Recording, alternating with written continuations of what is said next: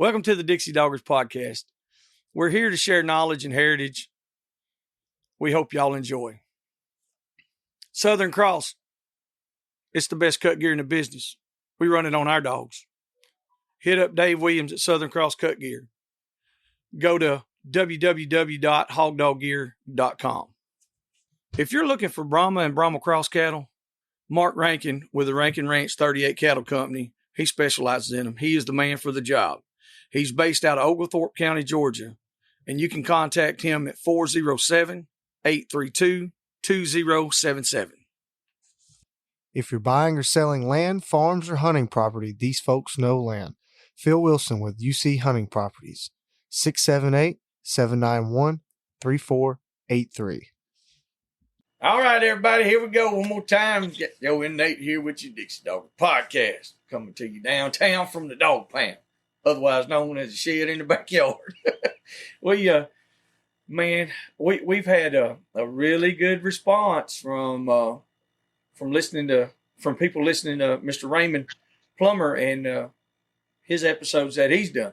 So we've talked to him a little bit, and I think we've kind of conjured up a little idea of some good stories and some good information and just all around general stuff about him and his life. He's had an exciting life, and so this will be his segment, and we'll work with each other on it. And maybe I can shut up long enough to let him talk and tell y'all some good stories. But this segment will be called Tales from the Holler, and it's Mr. Raymond Plummer. So without further ado, here we go. How we doing, Mr. Raymond? Doing well, brother. Doing well. Always glad to talk to you, boy. Yes, sir. We can always find a good topic for sure. No doubt. Well, we were talking a little earlier about bear, and I've got a few bear stories, and I'll just lay into one right quick. Mm-hmm. And just to predicate this a little bit, it was not me. It was a wildlife officer partner of mine that kind of got into a little mix, which is not uncommon for them gay more to do something like that. But he got a call. He was working down in Faulkner County on Conway Lake down there on Lake Conway, and Mayflower borders that on the south, and there's a bear population down there, and so anyway, he got a bear call, and he had to come off the lake and went down, and of course it's a small community and not everybody knows everybody.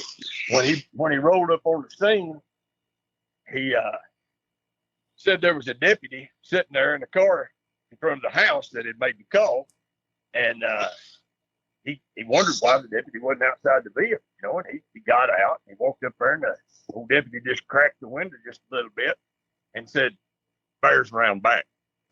Well, so he wasn't even getting out. So Terry walks over toward the house, and as he's walking over there, there's this young black lady that he knew, and she's got a 4-year-old son, and now she's under a carport. Now it's not a enclosed garage, and she's standing on top of an ice chest, and she says, Terry, that bear's gonna eat my baby." and so he walks around back. He said, "Where's the bear at?" She said, "He's around back." So he walks around back, and there this bear sits on a dung heap, just a trash pile. All right, and he's sitting there, and he noticed light bread thrown all over this trash pile. And now this colored lady had evidently had some sewer problems, and her backyard was black water, just probably 6 inches of black water in places out there. And this bear sitting on top of this trash pile, and he walks back around to the lady, and he calls her by name, and he says, "Have you been feeding that bear?" And she says, "I had to do something, Terry. He's going to eat my baby." And so he said, "Don't you ever feed a bear." So he walks back around there. Now, you got to understand, Terry looks like Sergeant Carter on Gomer Pyle. Oh. I mean, he could have played the part, all right? He's a little thicker and a little stouter made, but boy, even the voice and mouth, he was Sergeant Carter. All right. Mm-hmm. Well, he walks back around, and of course he doesn't have a bear trap, and he doesn't have a trank gun, and So he just throws his hands over his head and hollers and runs at the bear, and it takes off. Boy, it comes off the top of that trash pile and hits the bushes. Well, he run up there a little ways and come back, and he said, well, I knew, the bear's probably going to come back. So he come around there and told the woman, he said, now look, he said, I just run that bear off. It'll take a little while to get a bear trap down here. He said, don't be feeding the bear. He comes back, call me again. I'll be right back. So he left and put back out on the lake, and even called his wife and told her, he said, look, I'm probably going to get another call on that bear here in a little bit. Make sure you call me, or if I'm out of service out there where I can't get the call. So anyway, sure enough, he's out on the lake a little while. He gets another call for the bear. Well, he pulls the boat off the lake, comes back, and when he gets there, he said, looked like 50, 60 people lined up down the road there, and the sheriff is there now, and the deputy, and some other police officers. And the sheriff gets out and says, Terry, what are you going to do about that bear? And he says, well, I don't know. He walked around there, and he throwed his hands over his head, and he run at the bear again. This time the bear didn't run. It backed his ears, went to popping his jaws and run at Terry. But Terry decided chasing the bear was over. That wasn't a good idea. So he come back around, and for lack of anything else, I guess, he told the sheriff. The sheriff said, well, what are you going to do? He said, well, if I had a rope, I'd just rope that bear. Well, the sheriff just happened to be a team roper, and he says, I got a rope right here in the back of the truck, or back of the trunk of the car. Well, Terry's heart just hit his stomach. He thought, oh, my God, I'm on the spot now. And he handed him a rope, So he goes around there. Now, there's a crowd of folks, and the news has shown up, and they've got a cameraman out there. Terry said, I ain't never thrown a rope in my life. Rope anything. He said, so I thought, well, this is not going to, no chance that I'm going to rope this bear. But he gives it up there and gives him a few loops and throws that rope. And he says, as luck would have it, the rope went right down over the bear. He said, before I realized I had him roped, he said, he likes got away. He said, I yanked the rope and it caught him by his left back foot. Caught the bear by the left back foot. He said almost immediately his feet left the ground. And he went to flying through the air, and he landed in that sewer water. And it drug him across that backyard. All right. Now he's got black sewer water in his face. All right. And he thought about turning loose, but he had seen that news camera back there. And he thought, you can think 1,000 things really quick and in a spot like that. And he thought, my God, if I turn this bear loose, the news has got it on tape that I've let this bear loose with a rope. Bear gets tangled up, starves to death, and dies. Game warden defaults. I can't turn loose. So it drug him across through that sewer, and it hit about 125 yards of blackberry briars. And he said, brother, he said, I was being cut like I was in a knife fight. He said, I was cut from all over. I was bleeding and had SHI all over me. He said, it was bad. It was bad.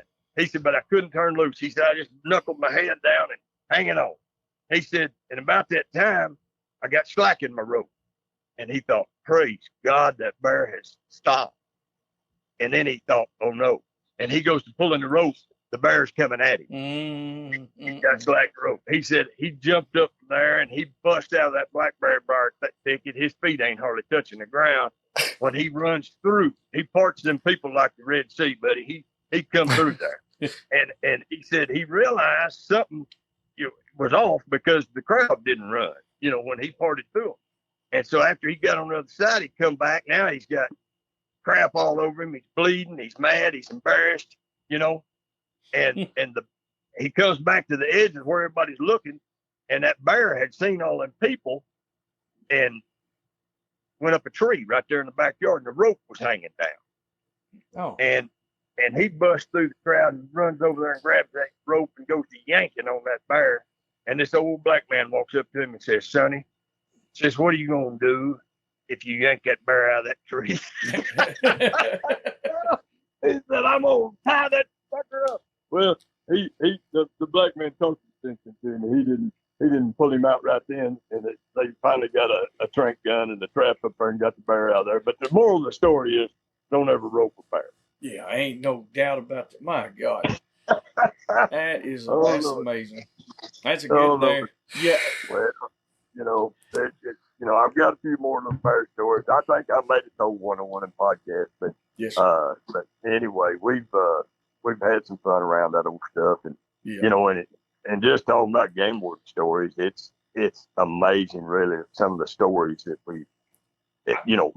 experiences that we've had with people. Well, I can guarantee you that our listeners they're going to eat the game warden stories up. They're going to love those, especially from somebody like yourself, because a lot of these old hog hunters, they lean a little bit toward the rougher side of things sometimes, and Oh, sure, and and so most of the time they're always at odds with with the law.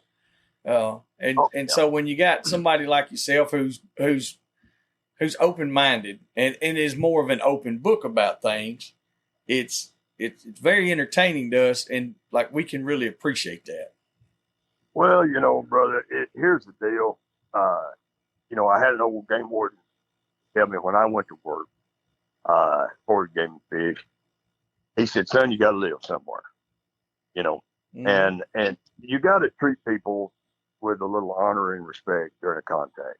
Now, sometimes, on rare occasions, you run into somebody that won't allow you to do that, and then, of course, you have to level up. But most of the time, if you treat somebody decent, you can get out of the situation without having a terrible mix-up. Mm-hmm. And like I think I told you before, Joey, when I made a contact with somebody, I always tried to weigh it several different directions.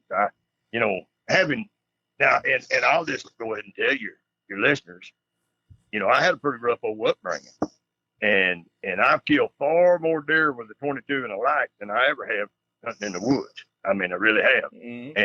and there wasn't, from coons to hogs to deer, there wasn't nothing safe in the woods when I was a young man, and I've had a lot of guys that knew me and knew my reputation about living that way, and they asked me how could I, in good conscience, take a game warden job.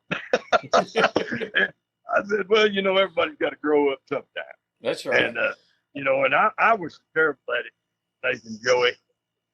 I honest to goodness, I was a stockbroker in Little Rock, bond broker, and I wore a lot of hats in my life, did a lot of different things, and I come in from work one day, and my wife had been looking. That's back when everybody got the paper, and she says, "Boy, I found you a job."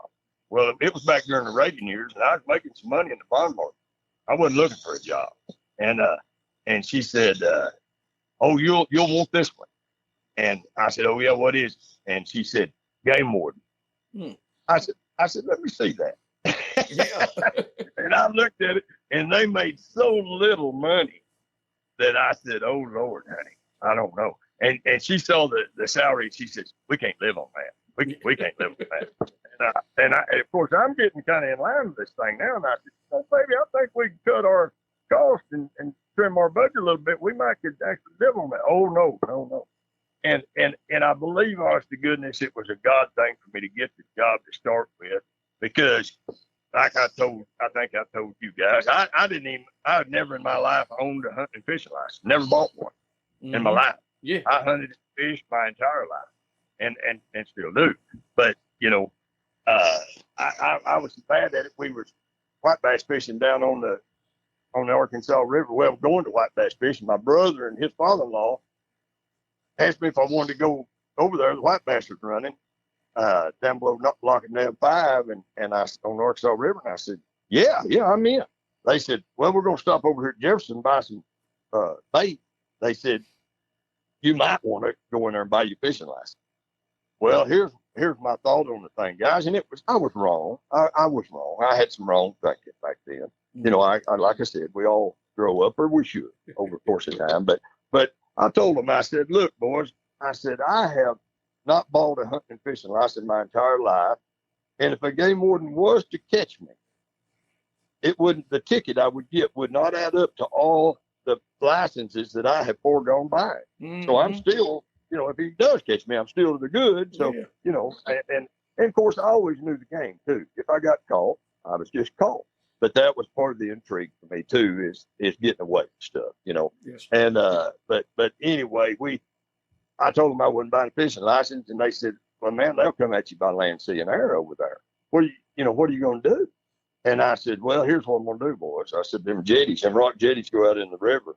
I said, "I'm going to y'all start stringing out along that jetty, and I'm going to be the furthest one out on that jetty." And I said, "That way, if he comes from the land and goes to checking, he'll have to check all y'all before he gets to me." And now I know sign language because we grew up in a community. I mean, it was our neighbors were some of them miles away, but nevertheless, a little community. And one of the guys that we grew up with, we played football with, was deaf. And so we all learned to speak. Everybody down Highway 46 that was a kid at that age learned how to speak sign language. So I knew sign language. And I told him, I said, "I'll tell you what I'm going to do, boys." I said, "He'll check y'all before he gets to me."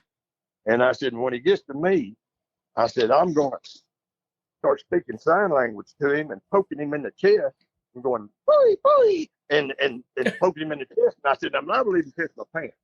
And y'all tell him that I'm mental retarded, deaf and dumb, and he'll leave me alone."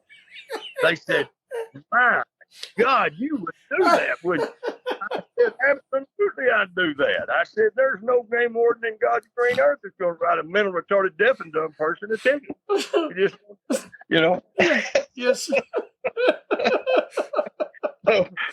So anyway, when I did get, and I said it was a God thing for me to get the job. Well, they had 1,400 applicants for 16 positions. Yes, sir. And most everybody, well, I say most everybody except me, knew somebody, had some kind of political pull, all the way from the governor to senators to federal judges, all political ties, or wealthy people, somebody wealthy, multimillionaire or something. They all had ties to be able to get a reference to be able to get that job. And so I went in and applied for the job, and we had to write an essay, which of course Mike can tell I can write a story. And so I wrote it, they said, "Why do you want to be a game warden?" Well, I wrote it down, and I got picked, for the first round. Well, they had 3 or 4 interviews, and they had to send somebody out to the house, and Colonel or Captain John Day come out with another wildlife officer to interview me at home. And he said, who's your pool? And I said, "What do you mean?" He said, "Who do you know that has got you to this point?" And I said, "I guess I don't know anybody." And he looked at the other guy like I was lying, and said, Mm-hmm. "Well, that's just unheard of. Nobody gets to this point in this application process without having some kind of pool." So they said, "Man, the stars must have been aligned for you or something." Well, I made it through that process, made it to the second where they got it cut down to 32 men, and they was going to have to pick between them. And I thought, boy, I've got it made now. We got it down here where I can compete, And we were sitting in there talking at the Game and Fish headquarters there in Little Rock, all of us applicants, and they all was telling who they had for pool, to get the job, and they get to me, and I said, I didn't have anybody. They said, "Oh, Plummer, you're lying. You got somebody, or you wouldn't be here." Well, about that time, one of my neighbors, which lived a couple miles down the road from me, I knew well. She had been, she was working for the Arkansas Game and Fish Commission as the Acres for Wildlife leader. And I saw her coming down the hall about the time they'd asked me if I had any pool, and I said no. And I seen Patricia Knighton coming down the hall. And she said, "Raymond Plummer, what are you doing here?" I said, "Oh, Pat," I said, "I'm applying for one of these game warden jobs." And she said, "Well, why didn't you call me?" They said, "You mean to tell me you knew her and you didn't call her?" I said, "No, I didn't." But anyway, long story short, got the job. And it was a really, really fun job for a while. Now, a lot of people think, "Oh, that's the perfect job, being a game warden." Well, it is in a sense, but if you like to hunt fish, not really. Yeah. Because when it's time to hunt fish, you're out working hunting fish. So, so it's a difficult time to get to do it yourself. And it is a job. You have to answer to other people. It's not that you're just, some loose cannon out there doing what you want to do. There's supervisors you got to answer to and things that, that make it a job. But nevertheless, I'm an outdoorsman, always have been, and I enjoyed the job for that. I was probably, and they sent me to northwest Arkansas, the Ozark Mountains. That's how I ended up here. They asked me, typically when they hired guys, if they lived in a certain area, they would send them to the opposite side of the state. They never got to go home. And so they would always ask the cadets coming through, where do you want to go? Well, everybody want to go back to their home county. Well, that wasn't going to happen. Yes, so I just told them, I said, I want to go to Carroll County, Arkansas. And I don't know, I might have been there a couple of times going through your Springs or something. But to know the county, I didn't. And so finally, one of the training officers there, Nick Childers, he come to me and he said, Plummer, he said, why do you want to go to Carroll County?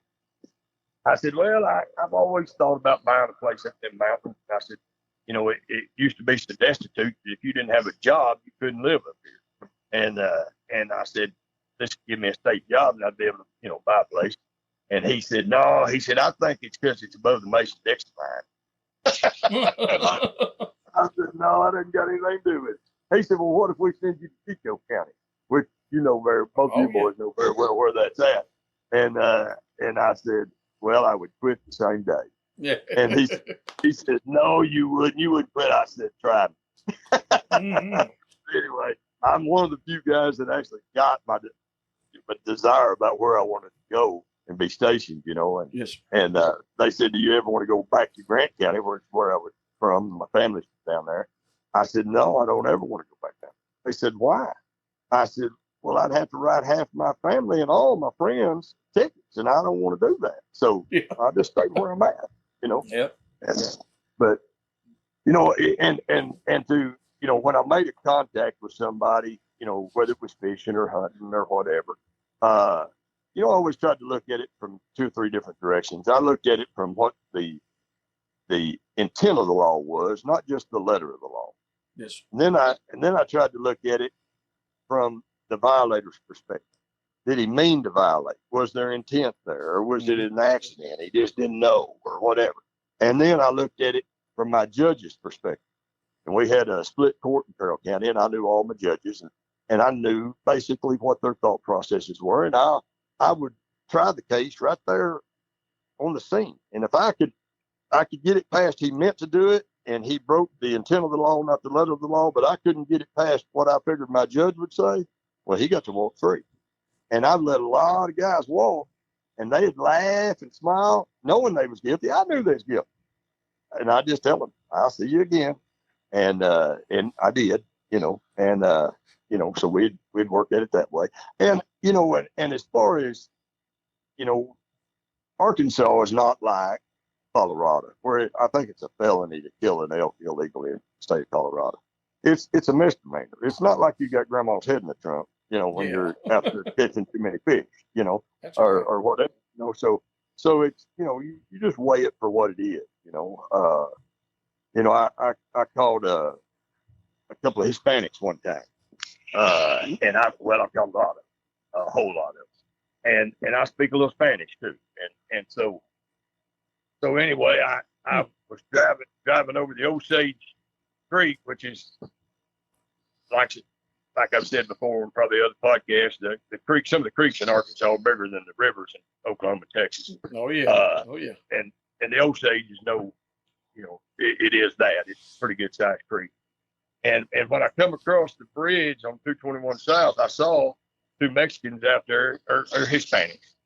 And typically, and I don't mean to be racial or anything like that, but most of them are not very tall, And so they're out there in the water, and they're up to their chest in the water.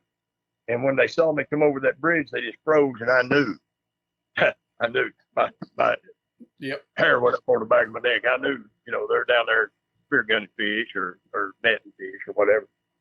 And so I pulled my truck down there, and we had, what we called our boating uniform, which we could wear short-legged breeches in the summertime.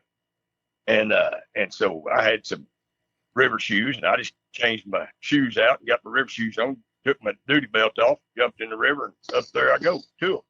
Well, you know, I know there's a card game called Mexican Sweat. Okay, my advice is don't ever play cards, poker, especially with a Mexican, because these guys, I mean, they're just going to walk down the middle of the river with me walking, chest deep in the water at them, like they're meeting me uptown on the sidewalk. They're just going to keep walking. and so I called to them, stopped them, and I said, "¿Qué tú tienes licencia para pescar?" And they said, "Oh, no fish, no pescar." And I said, no, there's fish here. I said, "¿Qué es un harpoon?" Which means where is their, I at first asked them if they had fishing license. And then I asked them where their spear gun was. Mm-hmm. They said, "Oh, no harpoon." And I said, "¿Qué es un neta?" And which I asked them where their net was. And I seen the look on their face a little, and I knew it was a net. And I told them, I said, "Now look, I said, I'm going to find this net, and I'm going to find you fish." And I said, "Look, if I've got to look for this net," I told them, I said, "I'm going to find it. And if I find it, and you make me look for it, and if I've got to get out of this river and run up in these briars and up around here and get chiggers and briar cut," I said, "you're going to pay for every bit of that." Mm-hmm. And so boy, they finally resolved it'd probably be better to just come clean. And there was no tree that had clay rooted over into the river, and they had tied a line into that tree.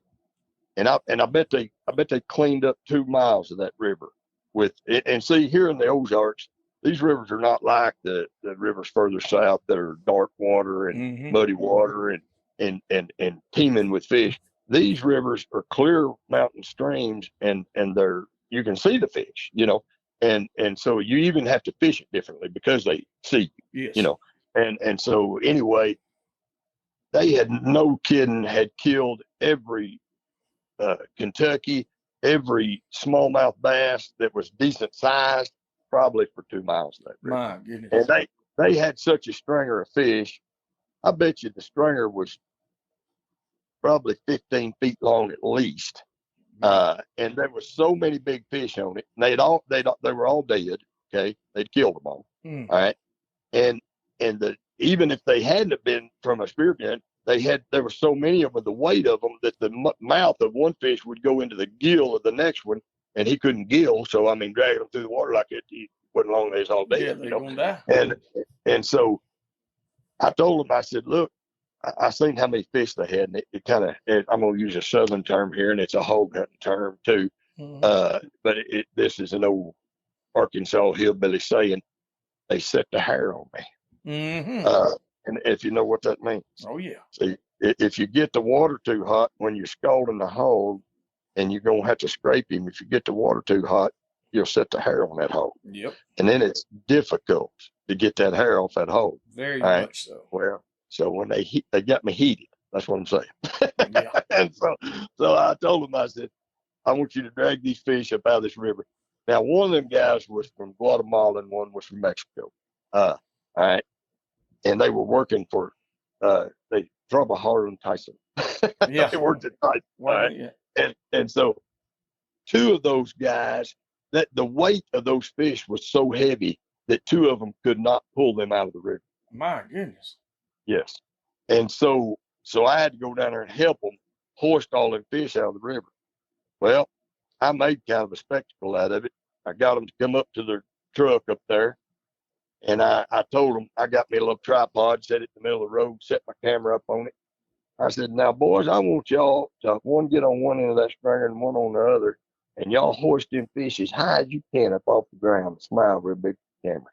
And I took a picture of them with them fish stretched out across the highway, brother. My goodness. And they couldn't clear the ground with the fish in the middle. They couldn't do it. That's ridiculous.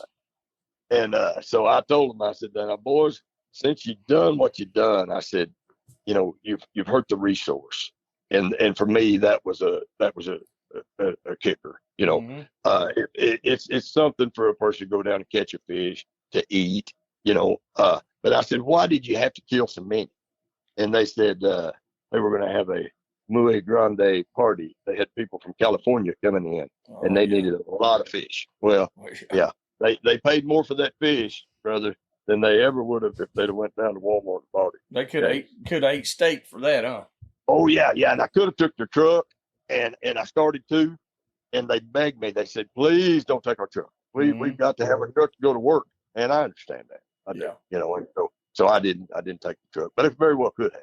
And in those instances like that, though, I don't see how you could give much of a break, honestly, because it's just, that instead of just taking what they need, like you said, if it's somebody who, hey, if the guys was gonna do a fish fry, that's okay, whatever.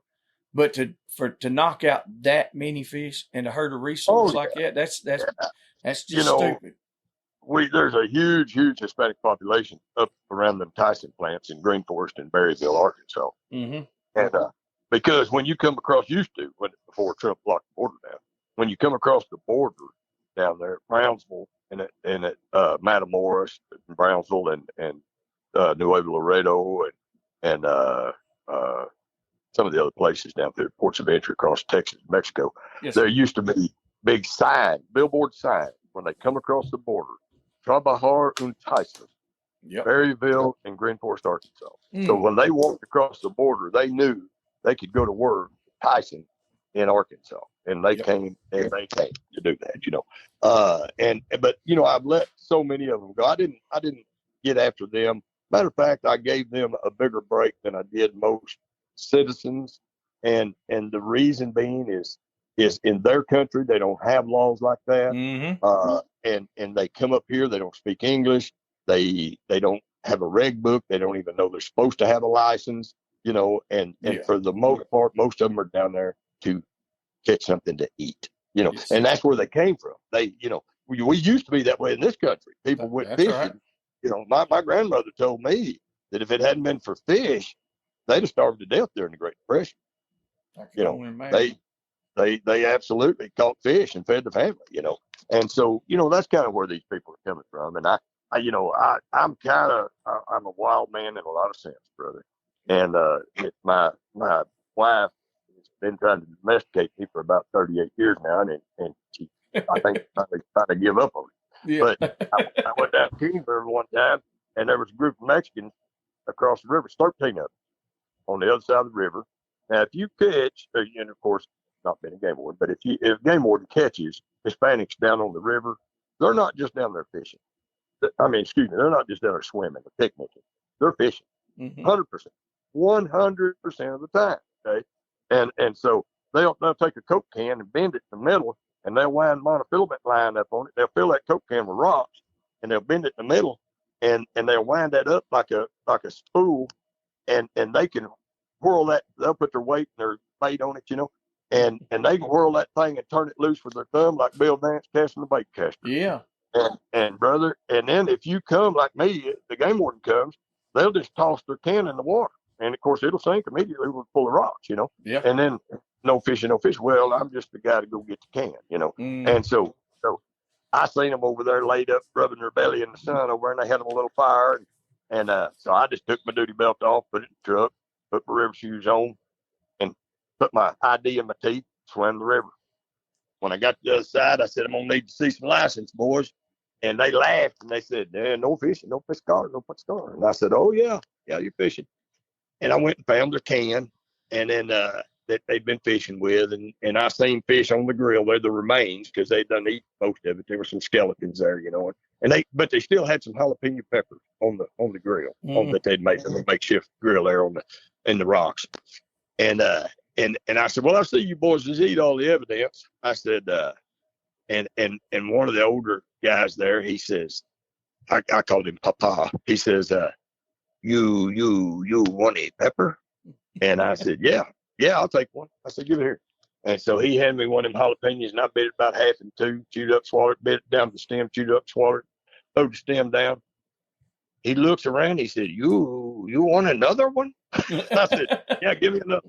So he gives me another one, and I chewed it up and swallowed it. he looked at the rest of them guys. He said, "Don't mess with him." And I said, look here, boys. I said, I know, several of y'all have been fishing. We'll be back after a quick break. A quick thanks to supporters of the Dixie Doggers podcast: Southern Cross Cut Gear, UC Hunting Properties, Rankin Ranch 38 Cattle Company, Animal Housing Solutions, Boars N Broads, Ada Wide Transport, Crockett Taxidermy and Processing. And I said, now, I didn't see who it was, so here's what I'm going to do. I said, I'm going to do you a better deal than I do, a citizen. There's 13 of you here, and every one of you's got your belly full of fish. I said, I'm going to write 2 of you a ticket out of 13. I figure that's pretty good odds. Mm-hmm. I said, now I want to volunteer. And boy, silence. Nobody wants to volunteer. For one thing, they didn't think I'd swim the river to get to them. Okay. Yeah. But when I did, then they said, well, no volunteer, no volunteer. But I looked at old Papa, the oldest guy there, and I said, Papa, I said, but no volunteer. You're one volunteer. And I looked at another. He said, no. And he grabbed one of them younger guys and shoved him at me. He said, he volunteered. So anyway, he ended up got a couple volunteers, wrote a couple tickets. And I was in Walmart probably 2 weeks later with the wife, and we were going through the produce section, and I see this Mexican man with a straw cowboy hat on. He's got his button-down pearl snap Western shirt and his boots, and he saw me when he dropped that head, and I just kept staring at him, and he raised that head up and looked at me, and he says, "You remember?" I said, oh, yeah, Papa. I said, I don't ever forget a face. He knew it would. Yeah, he was like, He was paying attention. He didn't forget you either, huh? Oh, no. I educated a few of them over the years for sure. But cool. one thing about, there being 13 of them, and I just wrote 2 of them a citation, the rest of them understood very clearly that it could have been them. Yes. And then they understand because I told them, you got to go get a fishing license, told them what the limit was, told them, gave them the rules. And then so after that, they didn't have any excuse. So if I saw one of them later, then yeah, we wouldn't give them that kind of break. But anyway, I've talked to guys and they've got tickets, and most of them, in the instance that it happened, it was like they got a citation for something that was very, very minute, very minimal compared to what it could have been.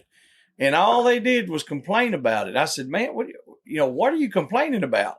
Like, you could have got so much more, I mean, could have got way more, for the guys that I'm talking about. And they were like, well, he didn't have to give me a ticket at all. I said, well, he could have given you all the tickets too, Well, and I may have told y'all this one too, but I was down on that same river, on Kings River, and I had we'd had a real rainy spring, kind of like this year, and we'd had a couple of deaths in the state from people drowning, and so we got an order out of Little Rock saying, no mercy on life jacket citation. If they don't have a life jacket, they get a ticket.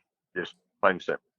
All right, so I'm down there at the river, and I see these canoes coming down the river, and these 3 fellas, and they was actually executives that worked at Tyson, thought they was, worthy of not getting a ticket. And they pulled up there, and I said, boys, I'm going to need to see some life jackets there. And not any of the 3 had life jackets. All right. And I said, well, boys, I hate it. Except after your citation, told them, I said, we've got a wet spring, a lot of rain.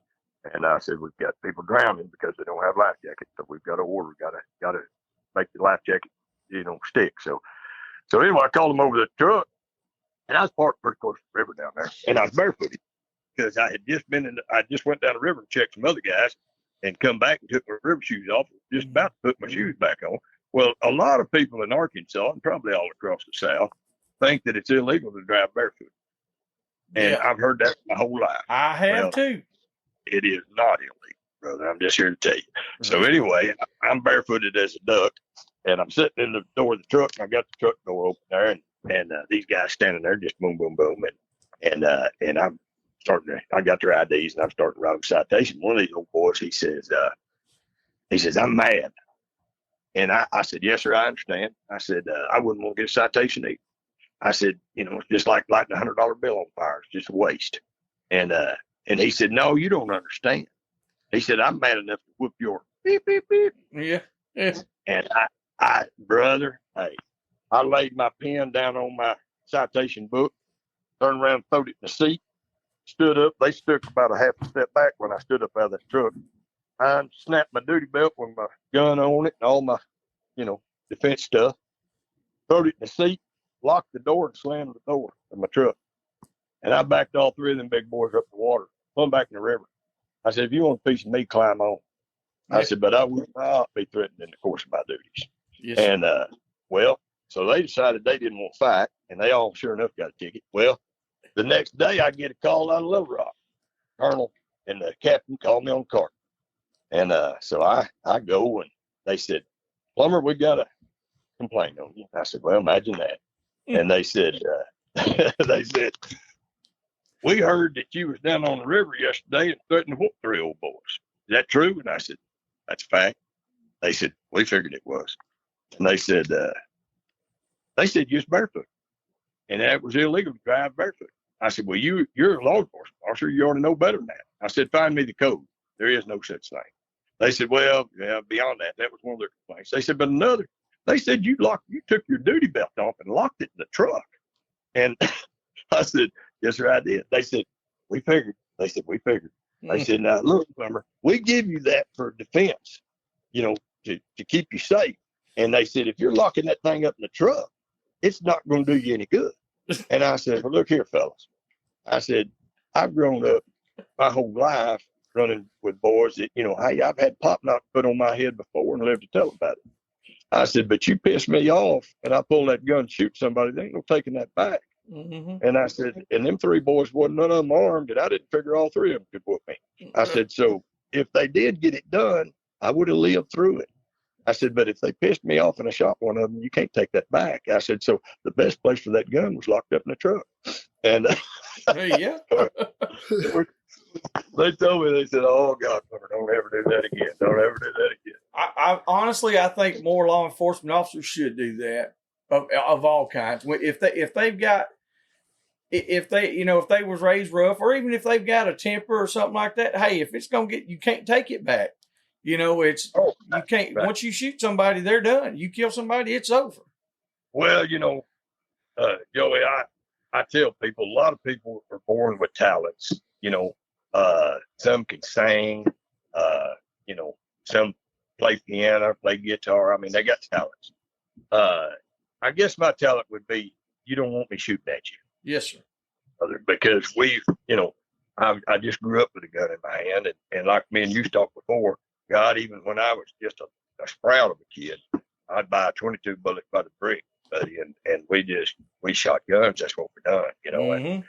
and so, like I said, and here's another side to that, and which working for, and this may be going way off track for your story, no. Here, but just with the Arkansas Game Fish Commission, they had a rule that there is no warning shot. Well, look here, boys, I wouldn't have took one anyway. Yeah. If that gun ever cleared leather, somebody's going to die. And I didn't want to ever do that. I don't want to kill anybody. Mm-hmm. And now, am I capable? And in a situation, absolutely. But do I want to? Absolutely not.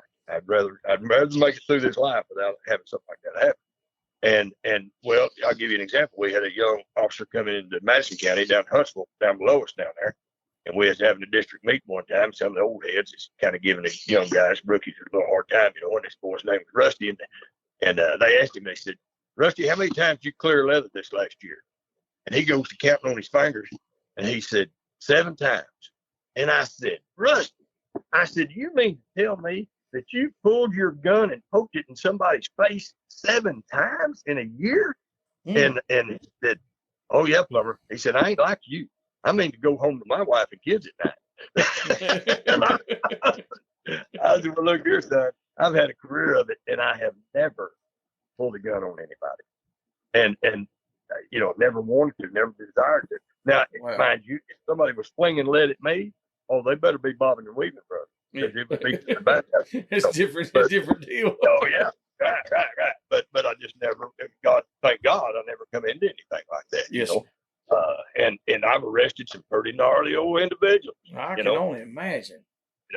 And out there by myself. And, they say that a wildlife officer's job, as far as law enforcement, is the most dangerous job in law enforcement because we were state certified police officers. Okay. I could do anything a trooper could do, plus all the game fish stuff. And we work out there where everybody, you just go ahead and assume that everybody's got a gun. Yes. Because if you're working hunters, absolutely, everybody's got a gun. And if you're working fishermen, it would shock you how many guns are stuffed in them boats and in them tackle boxes. Oh, I can only imagine. And of course, I understand me, and if I'm out there, I'm gonna have one too. So, but that's why that's one of the reasons. Others just being plain decent when you're speaking to folks.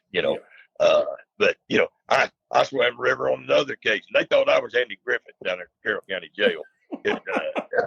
I swam the river and caught this felon one time, and he is a big, tall fella, big old beard hanging down low, and I saw him over there, and I didn't know that he was a felon at the time. I was just going to check him, and I actually thought he might have been spear gunning, and then I found out when I got over there he was actually fishing. But he was in the mouth of the Osage crossing King River. And so anyway, I swam the river, and I kind of, like I was talking about a while ago, put my ID in my teeth, and I'm walking up the river to him, and I get there close to him, and I flip that ID out of my mouth, and I said, "The Arkansas game fish." I said, "I'm going to need to see some license." And he said, "Oh, my God." He said, "I should have ran."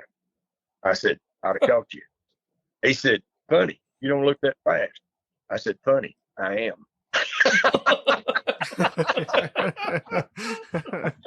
And so I walked him back to the mouth of the Osage there and made him swim the river in front of me where he wouldn't drown, where I could save him if he went under, And I got him out the other side, and I walked him in. I was barefooted as a duck, soaking wet, walked him into Carroll County Jail cuffed, and they said, "Oh, my God, Plummer. Oh, my God, you're the only person we would expect to see doing something like that." But, we've worked everything from night hunters, turkey bait, to, people poaching deer. Some of we made decoys, out of a lot of the bigger deer, and we've had them that were mobile, and would move, and it got to where, especially in Arkansas, probably that way everywhere, people that are going to poach, they want to see that deer move, not just drop his head, flick his tail, because that was the beginning of these robotic deer. They flag their tail, move their head a little bit. Yes, sir. I've seen them. So, oh, yeah. I've seen them. Seen them on TV. I've seen them on TV. Oh, sure. I bet you did. And so anyway, we got to where that wasn't as effective, and so we got, we put them on tracks and like little monorail things, make them move through the grass, and flag their tail, drop their head, then graze, come back up, look, just everything a deer would do, But even at that, sometimes I have a little bit of a quandary really with that practice, and I told them that. I said it's really baiting, somebody in to do something wrong, And they said, well, if it wasn't in their heart to do it, they wouldn't, So, but anyway, it was part of my job. Had to work. But I tell you, one of the most effective deer that we ever had shot, and we would set herds of deer out. We'd set several does and a good buck or something, and have several of them that were just mobile and some of them that weren't, and we'd make a herd of deer out there, and that draw a lot of people in. But I tell you, we had a pretty good buck that we mounted laying down. And I'm going to tell you what, we got that buck shot more than any deer we ever had, I believe. Really? And, oh, yeah. And he was just a buck in a bed, and brother, my goodness. We had one old boy one time, he'd come around these old mountain roads up here, you sometimes read your own license plate coming around them hairpin curves. And because these old hollers head up, up the mountain there, and this old boy comes down, and we're all sitting in place, and he comes down and he sees that buck, and we had him set up right in that curve, just off the curve a little bit, and he gets out, boy, throws his rifle across the hood of his truck, boy, takes his time, go wham, boy, he pulls the trigger, buck don't move. He shoulders another rifle shell in there, and go wham, shoots it again, and it don't move. Well, a couple of my partners, one of them's behind, one of them's the side, comes swinging up there. I mean, one of them's in a road, little damn road right there across from that, and he just comes right down on him, and the other comes up behind him. Of course, wrote him a ticket for road hunting, okay? Shooting from the road, all right? And the whole time they're writing that ticket, this guy's looking back at that deer, all right? They give him a ticket. He gets in the truck,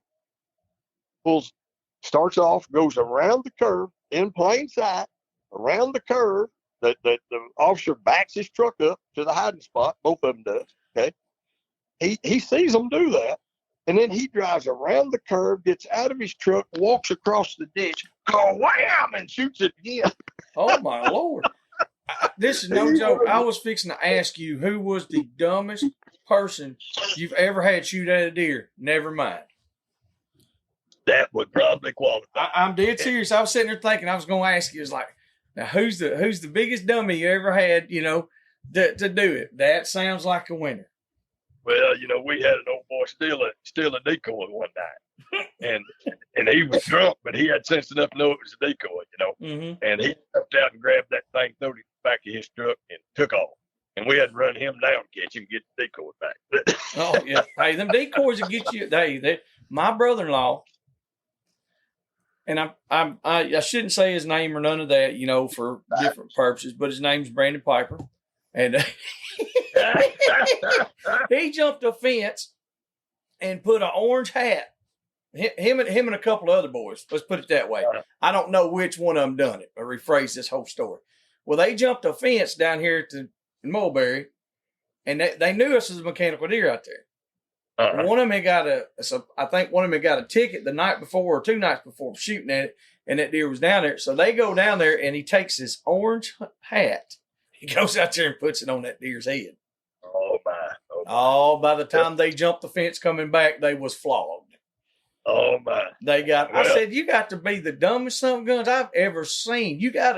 Now you got a ticket, and you didn't even shoot at the deer. Like, I mean, I don't even remember what the ticket was. Interfering with wildlife officer. I believe you. I thought that was so funny. I said, man, I wonder if has that ever happened before? And I got thinking, I said, yeah, I'm sure stuff like that's happened. Oh, bunch of stuff. I tell you what, though, we carried Glocks, and I like a Glock pistol. Now, brother, when they first got them to us, I didn't like it. It was blocky. It didn't, I'm used to shooting a wheel gun back in the day, and I just wasn't a fan until I shot about 10,000 rounds through that thing, and then I decided that was a pretty good pistol. Yeah. And but they had Tragicon sights on them that were radioactive, and you could see them in the dark, and so if you had to shoot at night, I mean, you didn't have to look for your sights. It was right there. Well, they would shine so brightly when we were working decoys. If I was walking or my partner was walking out away from the decoy out in the woods, timber there, we would have to take our hand and cover the rear sight on our pistol to keep it, because it looked like a flashlight going across there. You'd see it. And so anyway, that was kind of one of the deals. And then you'd have to get tucked in, wait on somebody. But no, I tell you, I kind of, and you might could imagine, but I kind of got a little pickle with the hierarchy of the game and fish before my tenure was up. I actually wrote 2 different game and fish commissioners tickets. What? And oh yeah. See, I gotta hear this. They got a 7-man commission, that's appointed by the governor. Yes. And it's a millionaires club. Is what it is. They help with the campaign of the governor, or they've done some pork barrel thing that the governor gives them that assignment, and a lot of them want that assignment because it helps them do what they want, in their local counties and areas, that kind of thing. And so let's just admit it, being on the commission is probably a little bit fun. but anyway, they called me to do a turkey bait set up over in Boone County, and of course it was out the county border me to the east, and so I go over there, and now boys, I'm getting older, but I used to could run. Now, I mean, not just a little. Matter of fact, I set the speed record for the Arkansas Game Fish Commission, and probably still holds down there. But anyway, we go over there, and they've got turkey bait out, and these two turkey hunters come get set up on it. And about the time I'm watching them there, and about the time they get settled in good, I stepped out and said, Arkansas Game Fish, I'm gonna need to see some license. And them two guys jumped up and jumped on a four-wheeler and took off. Well, I've got my handheld radio, and I'm running, and I'm calling my other partners that are on this deal as I'm running, and they was laughing at me, trying to talk to them as I was running, through the woods. But I run that four-wheeler down and caught them. And one of them was an Arkansas Game Fish Commissioner, and the other one was Steve Cavender that owned Cavender's Greek Seasoning down there in Harrison, and multi-millionaires. Yes. And so, I took their shotguns and wrote them some tickets. And of course, them guys, that didn't hurt. I mean, the little ticket they're going to get for hunting turkey over bait, that, and then the other one I wrote a ticket to was, and I'll just tell you on there, brother, it was Kirk Dukes out of Carroll County. He was a vice president of Walmart when he retired. I think he was 44 years old or something like that when he retired after Mr. Sam died. And he was a multi-millionaire. And he was the hook and bull commissioner, means it was his last year on the commission. He had the most power as far as anybody in the commission. And he had bought 1,000 acres from Beaver Dam on Table Rock Lake downstream on the south side of the river. And he made that a trophy catch and release area for trout. Single barbless hook, no live bait. Well, any entry-level biologist could tell you that if you're going to put a trophy area for fish up, you don't want to do it in the headwaters of a river. You want to do it in the tailwaters where there's more food, bigger water, more, room for the fish to grow and move and that kind of thing. But that wasn't where he owned his land. He owned his land from Beaver Dam down, and I probably get in trouble telling all this. But anyway, so the Trout Unlimited boys wanted us to work a saturation over there on the trout fishing. Now, some of the Hispanics would go over there and catch those trout, and they ate them. I mean, they ate them, And now here's another problem that I had with, and of course I'm probably way too opinionated in some areas, but those trout in that river, since they dammed the White River, and it changed the river to a degree that they were afraid that the native fish wouldn't live in that cold water that come out from under them dams. So the federal boys told the state if they would allow them to put the dam in, they would in perpetuity keep that river stocked with trout, which are not native to Arkansas. Okay. So now we've got trout fishermen that come into, over at Cotter over there on the White River and below Beaver Dam, below Table Rock Dam, North Fork, Bull Shoals, all them dams, there's trout. All right. Now they put over 30,000 trout a month in that river. Okay. Right. So that means if something happened, we caught all the fish died for whatever reason. Next month there'd be 30,000 fish in that river. Yes. So it's a put and take situation. All right. So it's not like we're defending native species here. These dudes can't fail, because they keep putting them in there. All right. Now, it ain't like the smallies that are getting less and less, and the rock bass that are getting less and less, and nobody's restocking them. It's a non-native species of fish that they're stocking in there. All right, enough said about that. Anyway, so Kirk Dukes has got he put his trout resort at the top of his 1,000 acres on the mountain there on the south side of the river, and he's going to take his rich buddies and go fishing, and do a guide service, I guess, and stuff. And so they made us work that. And I didn't want to work it, but they made me. So I'm down there, And now there's a saying. Matter of fact, a good friend of mine's got a realty company up here, and it's called Foggy River Realty. And that because when that cold water rolls out from them dams, it's the temperature's in the 30s, okay, and it rolls out into warm air, and it creates a dense fog that looks like smoke almost. It comes off the river, all right, and you can cut it with a knife, you can't see through it, okay. And so it was one of them days, one of them mornings where the fog was so thick, it was like pea soup, you couldn't see through it.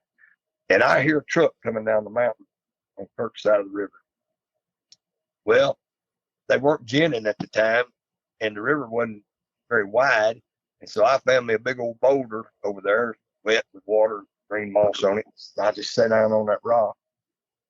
And I'm waiting, and I hear them pull up, and they're talking over there. I realized I knew Kirk Boots, and I knew that one of them was Kirk, even though I couldn't see him. And so they get the boat out. I hear them unloading the boat, dragging it across the bar, getting it into the water. I hear them up there getting their lines out, everybody getting ready to fish. And about the time they're fixing to take off, I said, now you got to understand, I'm in a pea soup fog that I don't care if I was 15 yards from them, they couldn't see me and I couldn't see them. Okay. And I said, you've heard this already on this podcast, ours are getting fish. Yeah. And so I said, I'm going to need you boys to pull over here. Now, look here, guys, and I'm sure maybe you guys would be the same. But if I'm in a dense pea soup fog and I'm violating, and the game warden can't see me, can't identify me, and tells me to come to him, oh no, I'm going to do just the opposite. Okay, but these boys weren't that smart, and they pulled right over to me, and I said, I'm going to need y'all to hold them fishing poles up toward me, and they did, and I just pop, pulled them baits off, each one of them, and every one of them had a barbed hook. Well, now, Kirk Dupes made that law that said it had to be a single barbless hook. Yep. And then now here he is with his two big buddies fishing with barbed hook. And I said, well, boys, I'm going to need to see y'all at the truck. And Kirk says, Raymond, he said, can I talk to you? I said, no, sir. he said, I'm asking as a personal favor. Can I talk to you? I said, well, all right, Kirk. And so he comes up to the truck and he says, Raymond, he said, you can write me a ticket, but if you would, it's my fault that them guys are fishing with a barbed hook. He said, if you just let them go. And I said, no way on God's green earth am I going to do that, Kirk. I said, you all three were violating. You're all three getting a ticket. He said, now look, is there something we can work out here? I said, I'll tell you what, there is something we can work out. I said, you're the hook and bull commissioner. And I said, if I write you this ticket, your ticket's going to mysteriously go away. I said, but them two old boys down there, I can make it stick. And I said, I'll tell you what I'll do. I said, I'll write you a hard copy ticket. And if you pay it, Kirk, I'll let them two boys go. I said, I'll write them a warning ticket each for fishing with a barbed hook. And I said, as soon as your ticket clears and you paid it, I'll let them go. I said, but I got a year on a misdemeanor. And I said, don't you think for a second that I won't go look them up and turn that into hard copies and write both of them hard copy tickets. And he said, oh, I'll pay. And he did, boys. He paid like a slot machine. And he was like, come on, boy, let's get with this. So, hey, the colonel calls me. Now he's pissed, boys. Oh, I bet. He said, you must not like your job, Plummer. I said, I like my job just fine. I said, but don't you dare ask me to go out here and write poor Joe a ticket that can't hardly pay attention, can't hardly afford to pay attention, and let millionaires go that are writing the very laws that they're breaking. I said, if that's what you want me to do, you've hired the wrong guy. And so anyway. No, listen, that right there is that's awesome. That's amazing. That there's that happens so many times, and there's no telling how many times that really happens. Like you said, Joe Blow over here, this guy's working his ass off all the time and can't hardly afford groceries. Right. And he does slip up and makes a mistake, wasn't using his best judgment. Hey, he can't even afford a ticket. But Right. you have to write him a ticket. That's your job. Well, then you got this other guy over there that knows good and well he shouldn't be doing this, and he wrote the Sure. law, Yep. and here he is breaking it. Yes, I think the fine ought to be double, but it's fair enough to write the ticket. It just doesn't happen enough, I don't think, and I think a lot of that gets swept under the rug, and there's no doubt that it happens, but at the same time, there's probably not a lot of officers out there in the field that were like you. They're more like, that's a realist point of view. That's from somebody who's lived. I just want to make the playing field as fair as it can be. I just don't like guys trying to cheat the system just because they can, or think they can, and so, did it cost me? Yeah, it did, because, them guys in Little Rock, oh, buddy, they wasn't a real fan of me after that, Oh, I can imagine. But, hey, don't hire me to do a job and then tell me who I can do it with and who I can't, Yes. we're not going to pick and choose. We're going to spread the peanut butter evenly as we can, buddy. Now, having this job as a game and fish officer, it had its ups and downs in it, and me and you were just having a conversation, and you talked about these. I think you carried some guys on a hunt on some mules. Oh yeah. And was that kind of I ain't gonna say a real common thing, but did you get to do that very much? Oh yeah. Get to mix pleasure with the pain. Well, as far as like on the job doing it, no, that was a kind of a rare deal that I got to do it that way. Okay. But I did carry a lot of people hunting a lot. Mm-hmm. And could you have called it guiding? Yes. Was it illegal to guide in the state of Arkansas for hog hunting? Yes. When you buy a guide license in Arkansas, it doesn't cover hog hunting. And so, really? So what I always did, I just never charged anybody, mm-hmm. But did I take advantage of this? No, I didn't. But I've taken like pheasant guides out of Nebraska and Kansas. I've taken hunting, and they said, "Man, if you ever get to Kansas, Nebraska on a bird hunt, it's free, buddy. Don't know." Mm-hmm. Well, I never have went back and taken advantage of that. I just enjoyed taking them on a hunt that they never would have got to do otherwise, And I've taken bear guides out of Idaho, elk guides out of Wyoming. In Colorado, I've taken duck guides, duck training guides, out of Michigan. I've taken a lot of people, hunting. Yes. But it's kind of like that story. And I don't, brother, I probably need to go back and re-listen to all these podcasts and label what I've said in those where I don't double talk myself on some of these. Mm-hmm. But, I think I told that story on the podcast. Yeah, I think you did about that was the one you carried the guys on the mules, wasn't it? Yes. But see, you run into, like now, if I got to carry guides, those guys, you can just, you figure they are woodsmen. They can handle themselves in a hard situation, a tight, that kind of thing. But when I had to carry those guys that the captain asked me to take, because it was their, oh my God, the, life's desire to kill a wild hog, those guys were green as a gourd, and they didn't know how to ride a mule. They didn't, I would have been highly concerned about them shooting a hog if they would have shot one of my dogs or something like that. Yes. And then you get into a situation where one of them gets hurt and or lost or something, and wow, that's on you. I've got to bear that. So that was always kind of tough. And I did carry some green folks, hunting, but most of the time I tried to carry them in places that they wouldn't get in a bind, but that wasn't always the case. Yes. Matter of fact, I'll tell you another right quick. We were hunting, hog hunting, and there was a superintendent that he was from Albuquerque, New Mexico, the superintendent school, and he had more degrees than most men would, and he was very intelligent, but he was a big man, and I mean big. I mean he was heavy. All right, and I'll let your imagination take care of the rest of it. But he hunted with me quite a bit. He loved the hog hunt, but he didn't have any dogs, So he'd schedule a hunt, and then he'd call me and he'd say, "Hey, Plummer, I got us a hunt." All right. Well, and so I love the guy, great guy. Uh, but I began to think I was going to have to catch a good trophy-sized boar and tie him in the ditch somewhere close by where I could get him in there and get him killed. Because he couldn't make it. If he had to get off his wheeler, I mean, it was a bad day.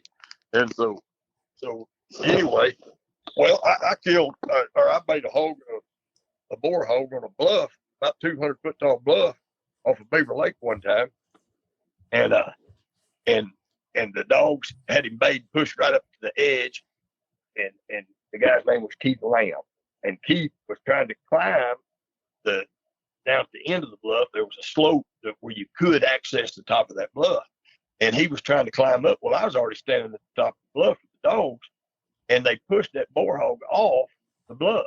Well, Keith was about halfway up, and he wheels around and shoots that hog midair as it's falling, and it hits the ground so hard it broke the snout of the hog, and so I get down there. I said, "Man, Keith, you got one," and he said, "No, Plummer, that don't count." He said the fall would have killed him anyway.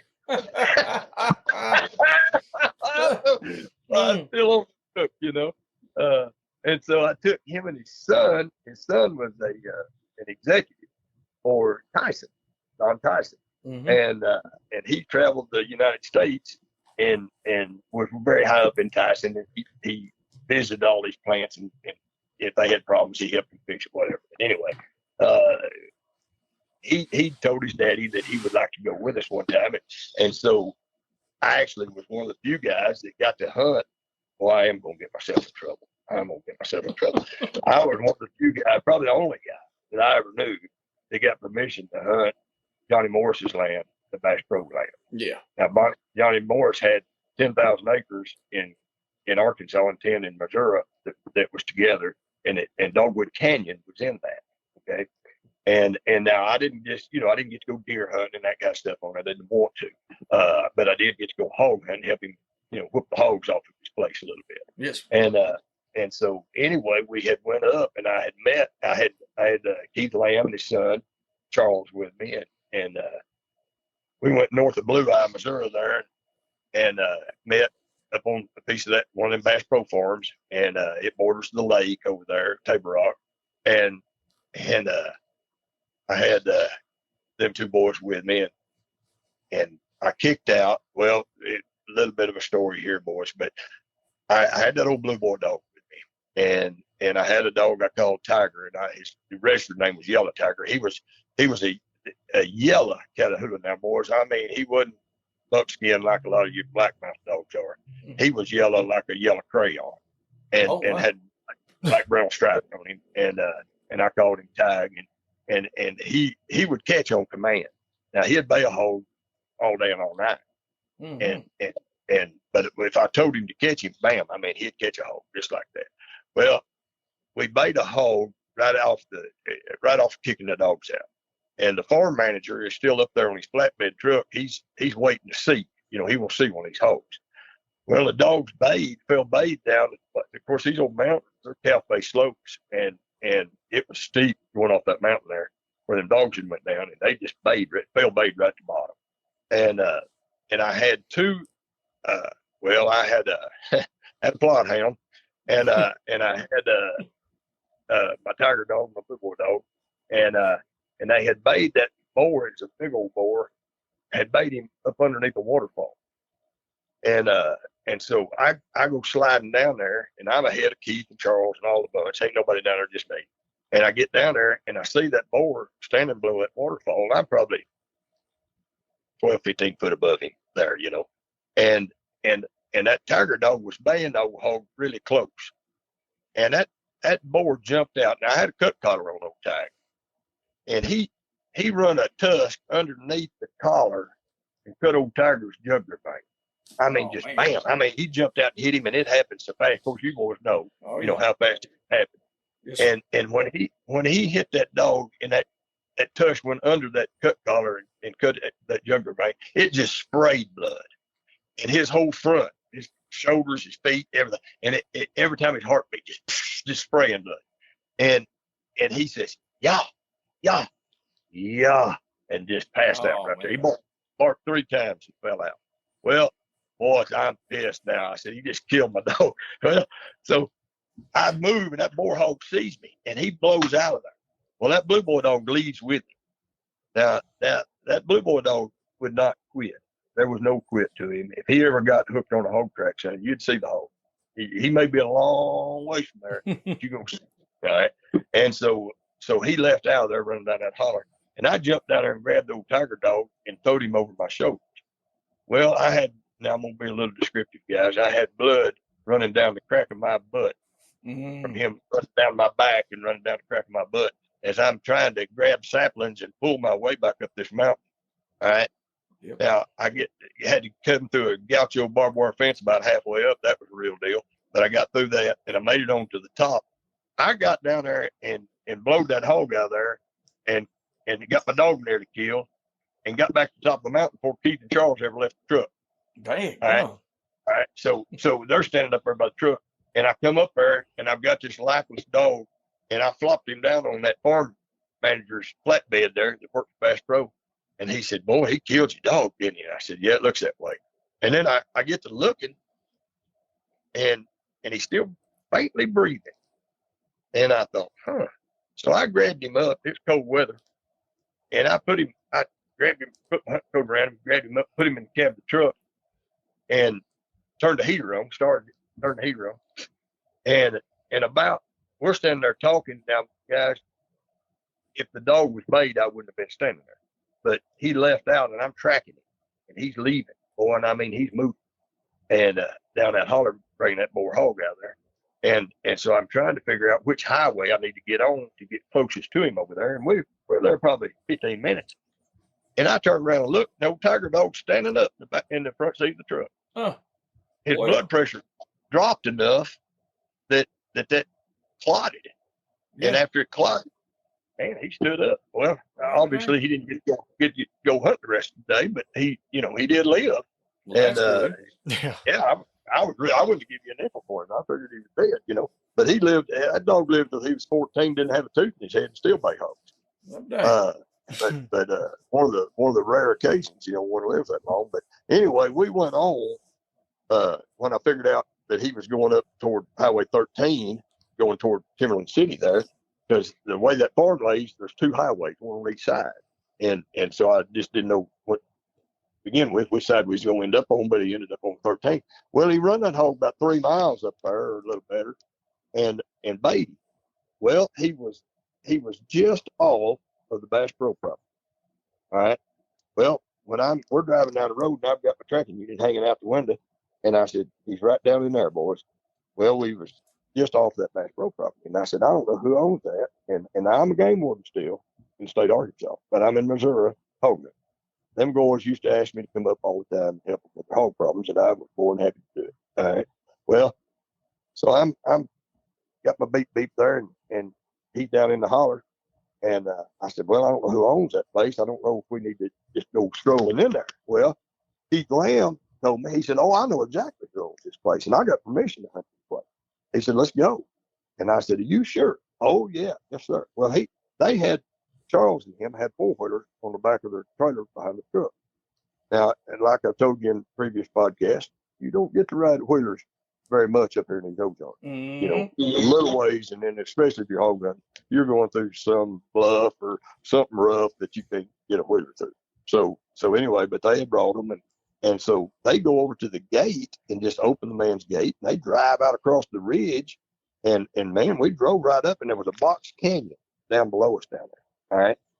And I guarantee you, guys, there was 50 head of black hogs in that box canyon. And it sounded like an airport, buddy.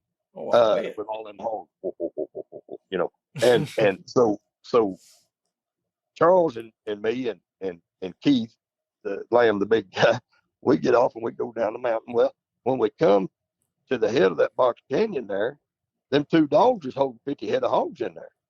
And I told them, I said, look, boys, I don't care what kind of dog you got. They're not going to hold when you shoot, because they each wanted to kill them a trophy hog. I said, when you shoot, them hogs is leaving. I said, so pick your hog and make sure it's not the one your partner's going to shoot. And I'll give you the count of 3 and y'all shoot. All right. Well, Keith had one of them. I forget the name of those things. It was a single fired pistol that shot a rifle round. Goodness, I know the name of that thing. But anyway, it's a breakover gun. Thompson and it's Center. yeah, Encore. yeah, that's what it was. And so he shoots his bore. Now, Charles, his son, shoots his and knocks it down. His about 275. All right. Keith shoots his, and it comes at him, boys. Now we're in a briar thicket now, and that boar is coming at Keith Lamb, and this man is large, and he ain't gonna move. He can't move. I thought, oh God, this is gonna be ugly, and the boar is running right at him, and he's shaking like Don Knotts on that movie. Shake his gun. Shake his gun in the West. That's it. Shake his gun in the West. He's trying to get a bullet shoved in that breakover gun, and buddy, he does. God bless him. He got that bullet in, bridged that thing up, and shot, and that boar slid between his legs. I mean, he shot him. It was that close, and I said, "My God, thank you, Jesus." Well, I said, "All right, boys, let's get these 2 hogs, and I'll gut them and pull them down here to the creek. We'll wash them out down here." And I said, and then we'll start quartering them up and getting them out of here. And Charles says, "Oh no," says, "I can get my wheeler down here." Oh. And I said, no, sir, you can't get your wheeler down here." He said, "Oh yeah, I got a brand new wheeler. I can get it's a big one." He said, "Oh yeah, I can get my wheeler down here." I said, "No, Charles, I would advise you not to try to get that wheeler down here." I said, "We'll just cut these hogs up for them," and I said, "We'll bring them out that way. I've got some backpacks. We'll get them out of here." And he said, "No, I ain't working that hard." He said, "We're gonna get a wheeler down here." So he leaves out, but I drove both the boar hogs down the creek, gutted them, and I hear his wheeler fire up, diggity, diggity, diggity, up there at the trailer, and I hear him coming. Well, and then I hear a rock sliding, and then he'll go a little bit, rocks will slide, and then just a minute, I hear crash, crash, boom, and then I hear help, help, and I thought, oh my God, and I took off running. Now I get there, and he is hanging over the precipice of this box canyon. This wheeler is hanging about halfway off. I mean, it teeters, it could fall off the bluff, and he's under it. Okay. And I said, "Man, are you all right?" And he said, "Get this thing off of me." I said, "Are you all right?" Well, it was a huge 4-wheeler. I tried. I'm a pretty stout old boy most of the time, but I couldn't get that thing off of me without fear of it going off that bluff. And I said, "Look, Charles, I'm going to have to drag you out from under there, son." And he said, "You can't." He said, "My leg's broke." And I said, "Your leg's broke?" He said, "Yeah, it's bad." He said, I can feel the bone sticking out over the top of my boot. And I said, "Oh Lord." Well, I said that regardless, you've got to come out of there. You're going over that bluff, and that sure enough won't be pretty. So I grabbed him by the shoulders and I pulled him out from underneath that wheeler.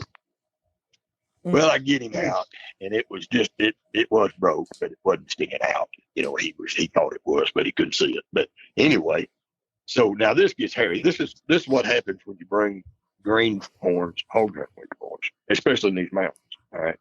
Now you might get away with it flat country a whole lot better. But anyway, I turn around and his daddy has called 911.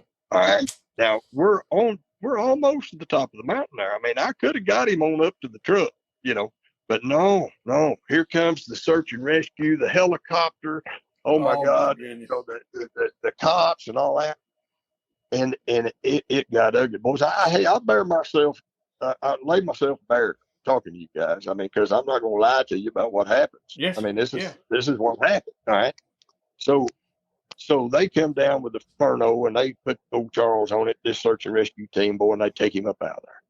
Well, I've got to get both hogs now, turn his wheeler over because his daddy made it to the top. They left an ambulance, all right, or the helicopter. They flew Charles out, and I think Heath left in the ambulance going that way. So anyway, they left me down there, and I got all the dogs, and I got 2 big boar hogs, and I got their wheelers or his wheelers flipped over on that bluff. So I managed to get that wheeler turned up right, and I tied my dogs on each handlebar of that thing, and I'm trying to bring that thing back up out of the mountains, to get to the top. And when I come breaking out, there's a Stone County deputy there. Mm. And he says, Mr. Plummer, he said, are you the game warden down here in Arkansas? I said, yes, sir, I am. He said, just stay right there where you at. He said, I'll come to you. I said, okay. I'm thinking, what's the problem? He shows up. He comes down there and he says, Mr. Plummer, he said, I've heard about you. And he said, but you're in a pickle right here. And I said, what's going on? He said, well, you guys are trespassing. I said, no way. I said, Keith Lamb, of course, he's gone now, told me he had permission to hunt this property. And he said, well, the landowner is up there and he's madder than a wet hen. And he wants you prosecuted for trespassing. He said, Mr. Plummer, he said, that's not going to look good on you. And I said, you're very correct. Yeah. And I said, he said, now look, he said, maybe, now this is a Stone County deputy. He said, maybe we could offer that man a little money and maybe he would turn a blind eye and let you get on out of here. And I slapped my pocket and I said, man, I don't have my billfold. And now this is this deputy reached and grabbed his own billfold and pulled it out. And he said, well, I got $35. And he walked up there and talked that old man into taking $35 to let me go. Really? And I told that deputy, I said, son, I said, I'll get you your money back. He said, well, I'll be back down this part of the county on Wednesday. I said, I'll meet you at the Carline Country Store with your money. I said, I appreciate you. But man, that could have been ugly. That's crazy. Yeah. I mean, the wildest thing is, the police officer, the sheriff, like really trying to go out of his way to help you. Now, I mean, that's pretty good. That's pretty good. He did, and really, I mean, for Stone County, Missouri, you got to be very careful about, and that's with anywhere. I mean, it's just the luck of the draw about who you get on something like that, Oh yeah. I got an old buddy I coon hunt with out of the Table Rock Sportsman Association over here. His last name's Brown. We just call him Mr. Brown. Yeah. He bought him a bull, okay, and if you boys have owned cattle, most likely, if a bull decides to leave the pasture, there's not a terrible lot you can do to stop him. He's gonna go. Yeah. He can walk through a fence if he wants to, And so this old bull, he decided that the neighbor's cows was holding up prettier than Brown's was, and so he got to go through the fence.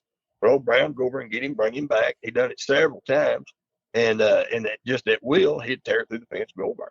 Well, the neighbor, Brown finally told him, says, I don't know what I'm gonna do about that bull. Said, I can't keep him home. And the neighbor says, well, Brown, he says, I don't mind the bull coming over and breeding my cow. Says he's better than the bull I got. He said, so that's fine with me. Well, Brown says, you can just have it. All right. So he gives him the bull. Mm. Well, that worked for just a little while. Till the bull throws his nose in the air and wins the cattle on down the road and decides that he needs to go down there and service them.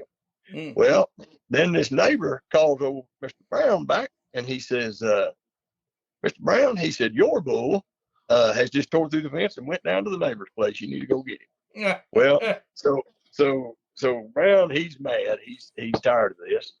And he grabs his deer rifle. Now, this is in Stone County, same county that I just about got the type there. Okay.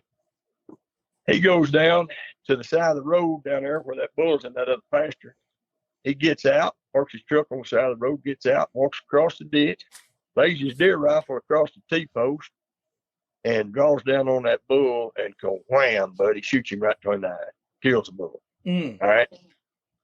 He turns around and looks, and there's a woman that's pulled off the side of the road, and she videoed the whole thing. Oh, well, Lord. He didn't think much of it till he got a subpoena to court for cruelty to animals. Mm. All right. So he goes to court and tells them he doesn't even bring a lawyer. And he goes into court, and the judge says, Mr. Brown says, I see that don't have representation. He said, yeah, Judge. He said, I figured this is ridiculous. He said, it's my bull. If I want to shoot the bull, I can shoot the bull. He said, didn't figure I needed a lawyer. And the judge told him, that's where you're wrong. And he had to go hire a lawyer. Wow. For shooting his own bull. Mm. Now, now, boys, I'm gonna bet you money, marbles, and chalk. We got some funny people around anymore, but that woman's probably eat a hamburger or a steak or two in her life, Yep. Mhm. and then yet, turn a man in for shooting it over. Yeah, that's So unbelievable. like I said, it's just according to who you draw. Oh yeah, because I mean, I know one of my best friends. He's passed away now, but years ago, his little brother had a little bulldog, and it was a little brindle dog, had a white blaze on his face and 4 white feet. Good looking little bulldog. Well, don't know what happened, but that little bulldog got mad one day. Yep. And just tried to bite everybody that got close to him. I told him, I said, I think he's got rabies, done caught a bad coon or something. I don't know. He said, well, what I do? Because I raised bulldogs years ago, and my dad and all that, blah, blah, blah. I go out there and looked at that dog. I said, buddy, ain't no hope. We need, you're going to do it, Yeah. And he takes a dog. He basically what he's doing is walking toward the dog, and the dog's backing up, and he gets him out there by the shed, off to the side. He does him in, go ahead and puts him down. Right. Neighbor seen it. It's the whole thing. Now, keep in mind, this neighbor had been outside the entire time and heard the entire conversation and everything about it. And even said that somebody needs to shoot that dog. Well, she calls the law. They come out there and they arrest him. And I think the way it was on Saturday morning, and he had to sit in there till the magistrate come in, and then he got bailed out on Monday. And it was a mess. I'm talking about an absolute mess. He had to pay a fine and had to do some kind of classes. It was a mess. I couldn't believe it. I was like, you got to be kidding me. And they said, well, what you got to do is you take it to, a veterinarian or call animal control. Well, at the time, our county didn't have any animal control. Our city did, but the county didn't. And he was like, well, who am I going to call? And they were like, well, you got to call. You'd have to take him to the vet. He said, you couldn't touch him. Well, Joey, what do you do in that instance there?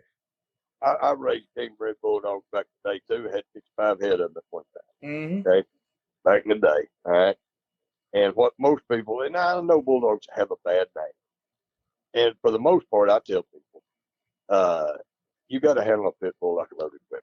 Okay, Mm-hmm. You got to understand what you got. Most people don't need a bulldog. That's Not a real one. Not a real one. That's okay? right. But there are select people that can handle one, know how to handle one, and have a use for it. Okay. But if a bulldog turns into a man biter, he most certainly needs to be put down because he's dangerous. Yes. He can be very, very dangerous, even to the owner. So I didn't tolerate that son. We didn't have no man biting bulldog. Now, That's what it turned into. It turned into trying to bite his wife, his little 3-year-old girl, and that's really what set it off. His little girl was 3 years old, and the dog actually had grabbed her she had a little sundress on and them little pony shoes, Ooh, and Lord, grabbed that baby's dress, and his wife had got it out, and he was working for me at the time, and we had tore a roof off, and we were dumping shingles back there in a hole, filling it in. Uh-huh. And like I said, it's probably 25 years ago. I would have never even given it a chance. I would have just went ahead and done it. Like he's asked me, he was like, so what do you think I ought to do? I looked at that dog. I was like, man, this thing is gone. Like, there's something wrong, bad wrong. Right. And it's kind of like a old Yeller type deal, It's like you gotta.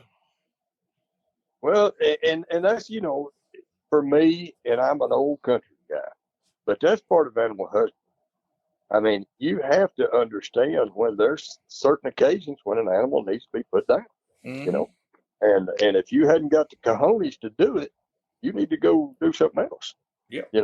But you was talking about that neighbor tournament. Do you mind me telling the story I told you and Nathan about me getting in a little No, go deal? ahead. Okay. Well, the reason I thought of it is this: people have just gone crazy. And I'll tell the story to the people because you boys have already heard it. But I got a little tight myself here, and I'm about, well, I'll be 60 this year, and it's knocking on my door pretty hard. But I built custom homes for years, and my wife, God bless her, I love her to pieces, been married 38 years.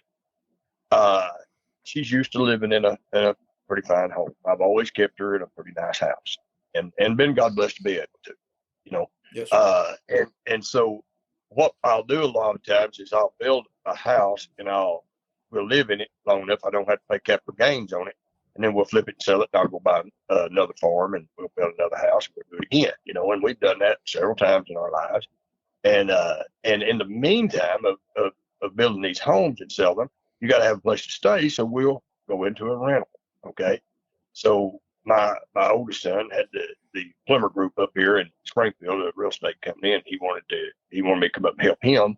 And so we're going to move to Springfield. So we're going to get a rental up here. And my wife had looked at 32 houses and hadn't found one that suited. So I just happened to be with her that day, and we were in a little suburb of Springfield, Nixa. Okay. Mm-hmm. Nixa, Missouri. It's where the old boy from the Born Ultimatum was supposed to be from. but Born Identity. But anyway, she had pulled off into a parking lot to check her phone to get the coordinates to this house that she was looking for, and she don't text and drive, so she pulled over in this parking lot on a city street, and she got her coordinates, and she goes to pull that back out on the road, and it's a small city street, and it's kind of a mix of some commercial buildings and some trailer houses and other little houses around. It's not a real nice area right there, and so she goes to pull back out, and there's an S curve back to the right, and I'm on the passenger side. If we're driving around town, I let her drive. If we're traveling, I drive. All right. Mm-hmm. Well, so I look over to the right at that S curve, which was probably 125 yards over there to it. And there wasn't anything coming. I told her to go. She looks at herself and nothing's coming. She pulls out on the city street. Well, a guy comes flying around that S curve, son, straightened it out. I mean, straightened it out.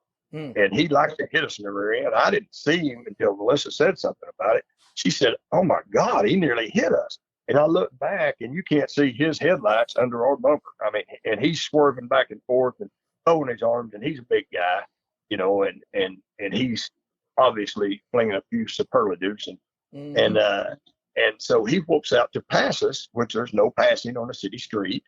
It's illegal. Okay, not that that mattered to him, but and it's a 25-mile-an-hour speed limit, so he shouldn't have been going that fast to start with. But nevertheless, road rage. You know, he's got road rage. And so he whoops out to pass us, and I thought, well, good riddance, fella. But that wasn't where it ended for us. He throwed that car sideways in front of my wife, and she like to T-bone him, hit the brakes. He jumped out with a gun on his side and telling my wife what terrible things he's going to do to her as he comes around the car at her. Well, you're not going to talk to my queen that way, boys. No, I don't care who you are. Yes, sir. And so I come out my side, and I said, "You need to get back in your car now." I told him that twice, and he refused to do so. Well, I met him about halfway between my car and his, and he drove back and hit me under my left eye, right below my glasses. And now, boys, if I couldn't hit a man any harder than that, I wouldn't swing at him. And so when he hit me, I said, "Okay, so you want to dance?" And he really made a terrible mistake right there, boys. Not that it would have been any better for him, but now mind you, I had a big old gray Santa Claus beard on at that time. Pretty long Santa Claus white beard. All right. And I'm in dress clothes though. I've got dress shoes on, slacks and all. And I pulled my glasses off, and I turned around and laid them on the hood of my wife's car. And I hit that old boy so hard, guys, I'm telling you, my wife told me he left the ground and he landed in the ditch. Okay. And I jumped on top of him and I pinned him down. And now he was stout. He was probably 6'3", maybe 6'4", right in there. Pretty heavy, stout-made guy. And he was stout. But I had him pinned down so he wasn't getting up. And about that time, I see a Glock pistol in my peripheral, and it's a cop, and he's saying, I'm the police, let him up." Well, I grabbed him by the face and threw him to his feet, and it turned out they said I broke 11 of his facial bones when I hit him. All right. Well, now, guys, look. When you get out with a gun and come at me, for one thing, having been a law enforcement officer, for him to use his car that way, that's assault with a deadly weapon right there. Yes. Okay. But then when he gets out armed and he's threatening, then yes, and then he assaults me first. But I want you to know how crazy our judicial system is. They asked him, said, "You need an ambulance?" And he said, "Yeah, I believe so." Yeah. Well, I'm glad he needed one. Well, they charged me with assault and battery. And so I had to go to court over that. I went several times, and I refused to plead guilty. I fired my lawyer because he was worthless. And the judge finally looks around at the prosecutor and he says, "Can you work a deal with this man?" And they said, "We've tried. He refuses every deal we offer." Yeah. I said, because that entails me saying I'm guilty, which I'm not. So they worked at some kind of deal out for me where I had to go to anger management classes. Kind of reminded me of the story you was just telling about your buddy had to go to some classes or something. They made me go to anger management classes, all right, or class. And then the judge told me, he said, "Now, Mr. Plummer, I'm going to table this. And if you get in trouble in the next 2 years with another assault like this or with this man here," he said, "I'll retry this case and charge you for the next one too." I said, "That'll be fine, Judge." I said, "I wasn't guilty on the first one and I won't be guilty on the next one." There you go. I mean, I don't see where he's guilty a bit.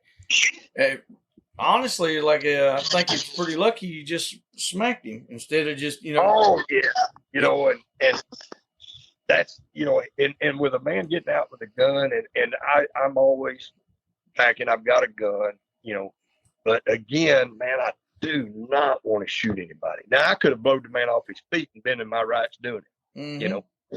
but then probably wouldn't have had near as much of a trouble. I guarantee you. Well, and that's the deal. I mean, these liberal judges and these court systems, it's they got things all twisted up wrong. I mean, I just don't even understand of course they understood me a little bit better when I come out of there, but here's my thing on that. I mean, it ended up costing me money to get a lawyer, which I eventually fired anyway. But and I told the judge, I said, "You put 12 of my peers in that box right over there, and I promise you," I said, "they won't find me guilty." No. And he said, "Mr. Plummer, I advise you highly not to go to a jury trial without a lawyer." But at the same time, if you went to trial, he was also advising you to plead guilty. So yeah, yeah, they wanted me to just lay down for it, and I wasn't about to. Yeah. And I told the wife, I said, if they throw me in jail, I said, they got to feed me three hots in a cot. I'll be fine. As a matter of fact, I said, I'll probably find more medical issues while I'm in there. They'll get tired of taking me to the doctor. Yeah, they're gonna get you fixed up.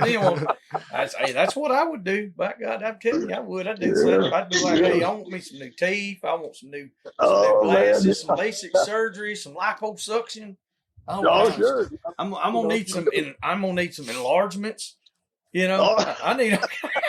I need to get all I can get out of them. No doubt.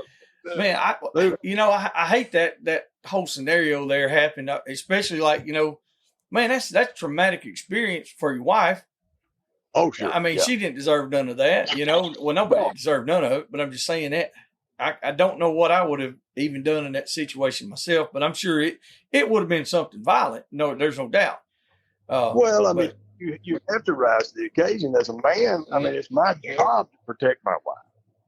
That's part of my job. And I'm not going to let some big, and he was 32 years old. Mm-hmm. And I got tickled. There was two old men that come out there after the altercation, during the altercation. And one of them told my wife, he said, "I hope that big old boy don't hurt that old man." Yeah. And about that time I hit that old guy, and that other guy looked at him and says, "I think that old man can take care of himself." Yeah, there you go. Ain't no doubt. No, that's crazy, man. And that, like you said, the way the world is today, you never know. Oh, that's right. I never know. And people, this road rage and the way people are thinking nowadays. My goodness, brother. John Anderson sang a song, "Look Away," and he Oh was yeah. talking about, I love that song, but he's talking about how the South has changed. They took the North and moved it south, Yep. and the people, like for hunting, here in the Ozarks, there'll be somebody from up north come down here and buy 2 acres, and they want to purple paint and put postage signs up for 2 miles in both directions, Oh yeah. and Lord then if forbid you're, you even get close walking by. oh my goodness, brother, we was hog hunting down on the lake, and this, well, guys, y'all fire me off the podcast here because I know I've been all over the board for you, but No, this bull dyke come down there, and one of the guys that I hunted with, he says, "Hey, Plummer," said, "there's this the dyke over here," and he said, "She ain't gonna let us cross her." Well, the dogs had went that way. I said, "Oh yeah, we're going across her," and he said, "Well, I don't know. She says she'll call the law. She's madder than a wet hen. She's cussing there and run me back." And I said, "Look here." I said, "We're on the lake, and there's a core take line." And I said, "All we got to do is stay in that take line, and there ain't a thing she can do about it." And so, brother, that's what we done. I walked by, and she took pictures and video and cussed and foamed at the mouth, and I just smiled at her. Oh, I love it. I love it. Went over to her dog, it's just amazing how people can be, Yeah, well, and that's like a lot of the way we have to hunt now. We were talking about it the other night. We was talking about Nathan was on Facebook, and I think it was Dan Lewis, and they were talking about the difference in running an open hound or a bulldog or this or that, whatever. Nate said, well, you got a toolbox and you can use each dog as a tool. And absolutely. And Mr. Dan, he said, well, you can do it all with one. Or Nate said, well, when you get to a 100-acre corn patch, he said it's kind of hard to do it with a running hound. Sure. And Dan said, well, if you got a good one, it ain't. And true, he's 100% right. It's not. But if all you got is 100 acres, I don't think that's going to happen. And he said, so I told him, I said, look, what's happened is a lot of these people have moved down here and bought up big sections of land. And now the only way we can get any of it is it gets leased in small portions. Oh, sure. And so where I had 5,000 acres before, I've got 1,000 maybe. Or where I had 10,000 before, I might have 2,000. And so, you get a good powerhouse dog, and if you don't have a lot of hogs on the property, man, they can get off 1,000 acres pretty quick. Oh, quick, brother. Quick. And after that, Dan was like, he said, "Oh, I understand." But it's made us have to change our whole style of hunting. For big wigs buying up properties and keeping us off. Another thing that ties into that is this: our game and fish agency, our state agency. Now, boy, a lot of people are going to love this one, but they're a bunch of anti-hunters. Yes. They're not conservation. They're not hunters. They're not sportsmen. Matter of fact, there's an old saying, crap floats. Yep. Okay.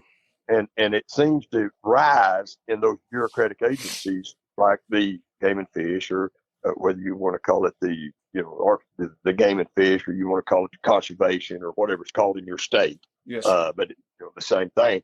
But what happens is you get a bunch of people that not only don't hunt, they don't know a first thing about hunting, and the worst thing they hate is the dog. And they're trying to outlaw dogs all across the South, all across the United States, as far as a hunting. Now, I said on another podcast one time, back when I was a wildlife officer, they did a study, and it was, I think it was like 8% of the population, and this was decades ago, actually hunted. Mm-hmm. See, now in this country, used to, that was probably north of 50%.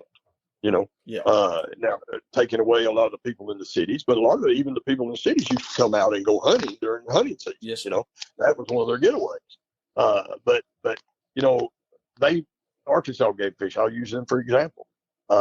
They put out a law. Now what they've done, and they've done it in the subvertive way, But what they've done is they've made a lot of these big blocks of land in Arkansas into WMAs, okay, wildlife management areas. Okay. Mm-hmm. Now they may not even own the land, but if they can get it designated as a WMA, then they can make laws for it.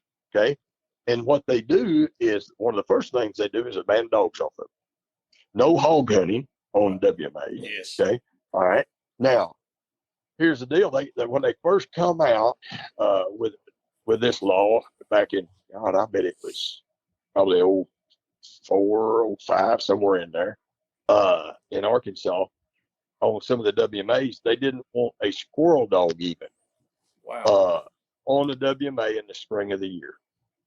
And their rationalization for that was they said that the baby deer were hitting the ground, the fawns were hitting the ground, and they didn't want a dog in there catching baby deer. All right, well, now look. Now, I'm not one-eyed and stupid, okay? And here's the deal. We got way over 1 million deer in the state of Arkansas. We got more deer in the state of Arkansas than we've ever had in the history of Arkansas, okay? And that's due to the hunters, okay, and conservation efforts and that kind of thing, all right? But we've got so many deer that Farm Bureau and some of the insurance companies are actually petitioning the Game and Fish to have more deer killed because we got too many deer. They're having too many accidents with cars, okay? Kansas, same way, okay? And so anyway, we've got too many deer. So making that claim about a dog catching a baby fawn don't fly.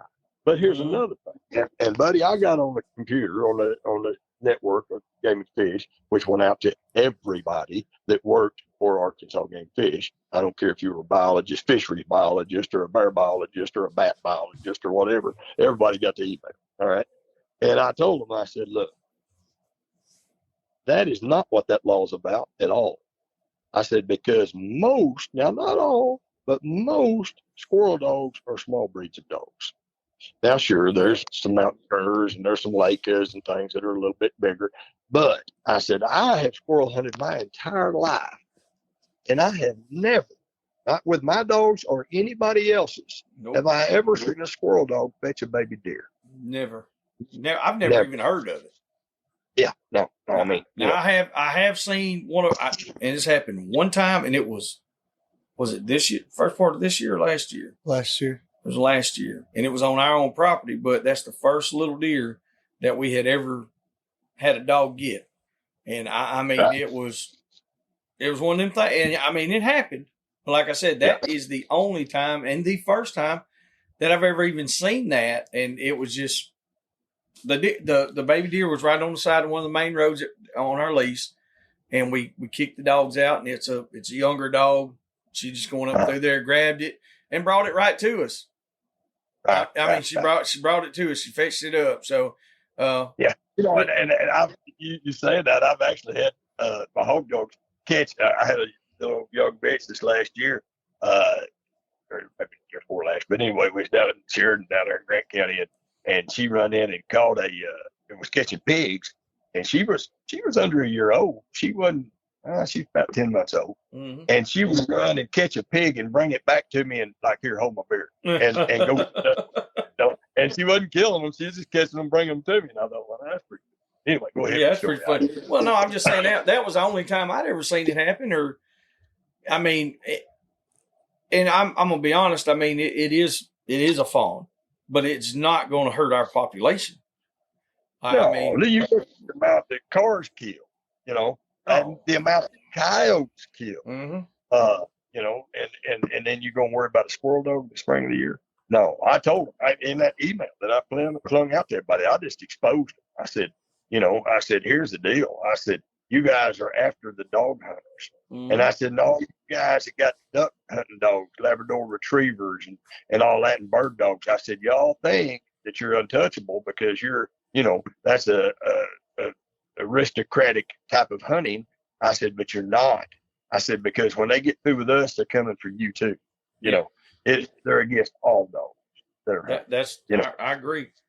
And us as hunters, and I know you boys are active in that, but we need to band together and start some organizations and get some lobby going to help save a heritage in this country, because if we don't, we're going to lose it. Yes, sir. Without a doubt. You know, they took the what Arkansas Game and Fish Commission did in the state of Arkansas is they took the Buffalo National River, the park. Buffalo, that's a national park, and they made it a WMA. Just where they keep the hog hunters off of it. And that's exactly what they done. Really? And I tell you, well, and I may have did I tell you the story about old Charles Clark that looked like Yosemite Sam? I don't know. I don't think you did. All right. Well, let me tell you, Charles Clark lived down there on that Buffalo National River. Now his place bordered the park. Okay. Now Charles is dead and gone, God bless him. But now he was built like Yosemite Sam, had the big handlebar mustache, the cowboy hat, short legs, everything but the pistols. And I mean, I could just see the pistols on him, and he had the temper. He had the temper to go with it too, the old Yosemite Sam get mad and his pistols would go going off, and he'd come off the ground. Well, that was Charles Clark. All right. Well, I hunted with Charles. Matter of fact, Charles bought Catahoula dogs from me and had the best hog dogs he ever had in his life. And he'll tell anybody that before he died. But anyway, old Charles, they had an elk hunt down there in the Buffalo, and they called game wardens from all across the state, and they probably had I don't know, I bet they had 60 game wardens come up, to work that elk hunt. Way overkill, but nevertheless they wanted to make a show of it, so they brought on game wardens. All right, well, we're down at the Compton store, which is just before, it's on Highway 45, just before you drop off down to Boxley Valley. All right, and Ponca. Okay, everybody's heard of that. That's where you go see the elk at. All right, and so there's a little gas station, and they feed a little light breakfast, kind of hot bar stuff there, and so all these game wardens are gathered up in there, and I'm there, and Kevin Thomas. Oh God, he'll love this for years. He's from Newton County. It was the wildlife officer down there. He was the head wildlife officer down in Newton County. Well, that was in my district. We was in A1 district, which covered that county. Anyway, so I'm down there working that hunt, and they, Kevin Thomas hated Charles Clark.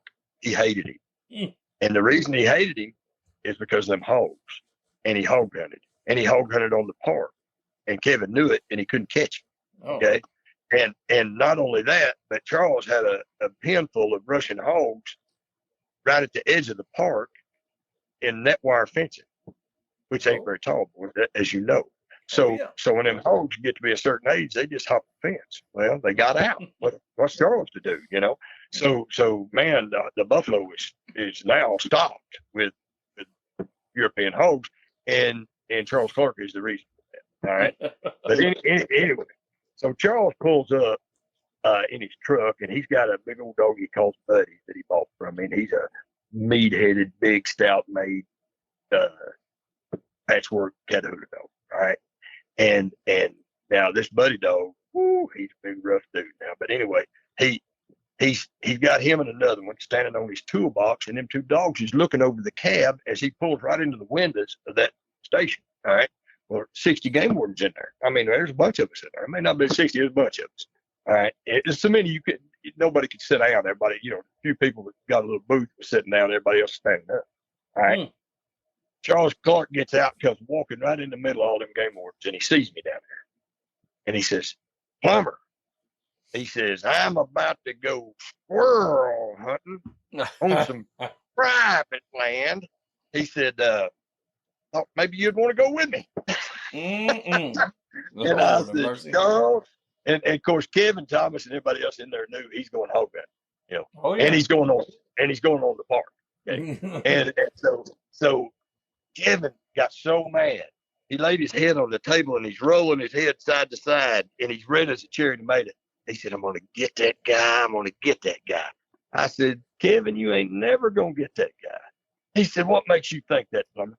I said, you got to get out of your truck and you got to get in the woods. And so, that didn't help nothing. I can stir them up a little bit. So anyway, so Charles says, well, I better go. And so he heads out. He gets him a little biscuit or whatever, and out the door he goes. Well, that evening for supper, we're all gathered back in there again to get a little something to eat, and again, packed full of game wardens. Charles comes driving up. He's got them two big Catahoula dogs standing on top of a big boar hog on top of that box in the back of his truck. And they're looking, they're almost standing on top of the cab now, looking over into the window. And he comes walking in, and I'm telling you, boys, he's got his cowboy hat, his spurs, and the whole thing. He comes walking in, and he's about, he's probably, I don't know, he might have been 5'4". He was short. Oh, okay, yeah. But he's broad and he's big and he's got short man syndrome pretty bad. And so he comes, and I loved him to pieces. I just did. And so Charles comes walking in again, and he sees me down there, and he said, "Plummer," he said, "I was squirrel hunting on some private land," and he said, "and that boar hog attacked my dog," and he said, "and I had to shoot him in self-defense." and they were the thing they could do about it. They didn't know where he was hunting, how he killed it. They couldn't prove nothing. Oh, man. But anyway. No, that's good, because, I mean, I'm not going to say, I have heard tales. I've been in similar situations. Of other guys that have ran into that. Uh-huh. I know some guys that in other states, I mean, they squirrel hunt pretty heavy. And, sure. And they used to want to get those little Yog Terriers that we had, them Jags, and they were like, "We want squirrel hunt." And I was like, "Well, man, they just don't really tree that good." They was like, "We want them to squirrel hunt." Well, I was like, "Oh, okay," And when I first started doing it, I really didn't have any idea, because like we could do whatever we wanted here. We didn't have no, right. We didn't. If we had rules, we didn't read them. We just did whatever the hell we wanted. And then after that, I asked one man, I said, why are you wanting these dogs? He said, "Well, where I'm hunting at," he said, "they got to be under a certain height." He said, "And we can't hog hunt." He said, "So we use them for squirrel hunting." I said, "Oh, okay." He said, "But now if they get out there and a hog runs them down," he said, "we got to kill that hog, self-defense." Same story, same deal. I was like, "Oh, okay, dokie, I got you now." Yeah. So absolutely. That's pretty good stuff there. So we need to get you, like you said. I think we're gonna have to go back and kind of keep a tab on which one. I could listen to the same story over 2 or 3 times, but like, oh no, I've got a bunch of them. We just have to make sure I'm not the same one. Well, what I'm doing is I've got a notebook here that every time we do an episode with someone, I'll just write down, who it was and the date, and then kind of go like what topics we talked about or whatever. And so that's what I do. That's what I'm doing, is I'll kind of just jot down which ones that we're talking about. So that way on the next one, we can, we'll do some new ones. There you go. Well, and one other thing right quick, in this, I know some guys over around Mountain Home that, that got caught squirrel hunting. Okay. And they wrote them a big bunch of tickets because, of hogs. That's right. And I think they ended up paying like $1,400 or something. And I said, "You know what, boys?" I said, "There's no way, if they ever," and I'm telling you for a fact, if they ever write me a ticket for that, for one thing, you got to catch them. Okay. But if they was to catch them, all right, I'll take them all the way to Supreme Court, because here's the thing. This is what conservation agencies all across the South do not want to do. Okay. For one thing, like Amendment 35 of the Arkansas Constitution says that the Arkansas Game and Fish Commission has to manage any indigenous game animal in the state of Arkansas. Okay. So that means we had killed out alligators. They brought alligators back. Now they got to manage alligators. Okay. But they've got to manage them. All right. That's why I don't know if you boys have heard, but for years now, the Game and Fish has just jumped up and down on a box saying that we don't have panthers. We don't have mountain lions. Well, they know we do, but they don't want to convince that we do, because if we do, then they have to manage them. See, and they don't want to manage them. All right. But now here's what it comes to on the hog hunt.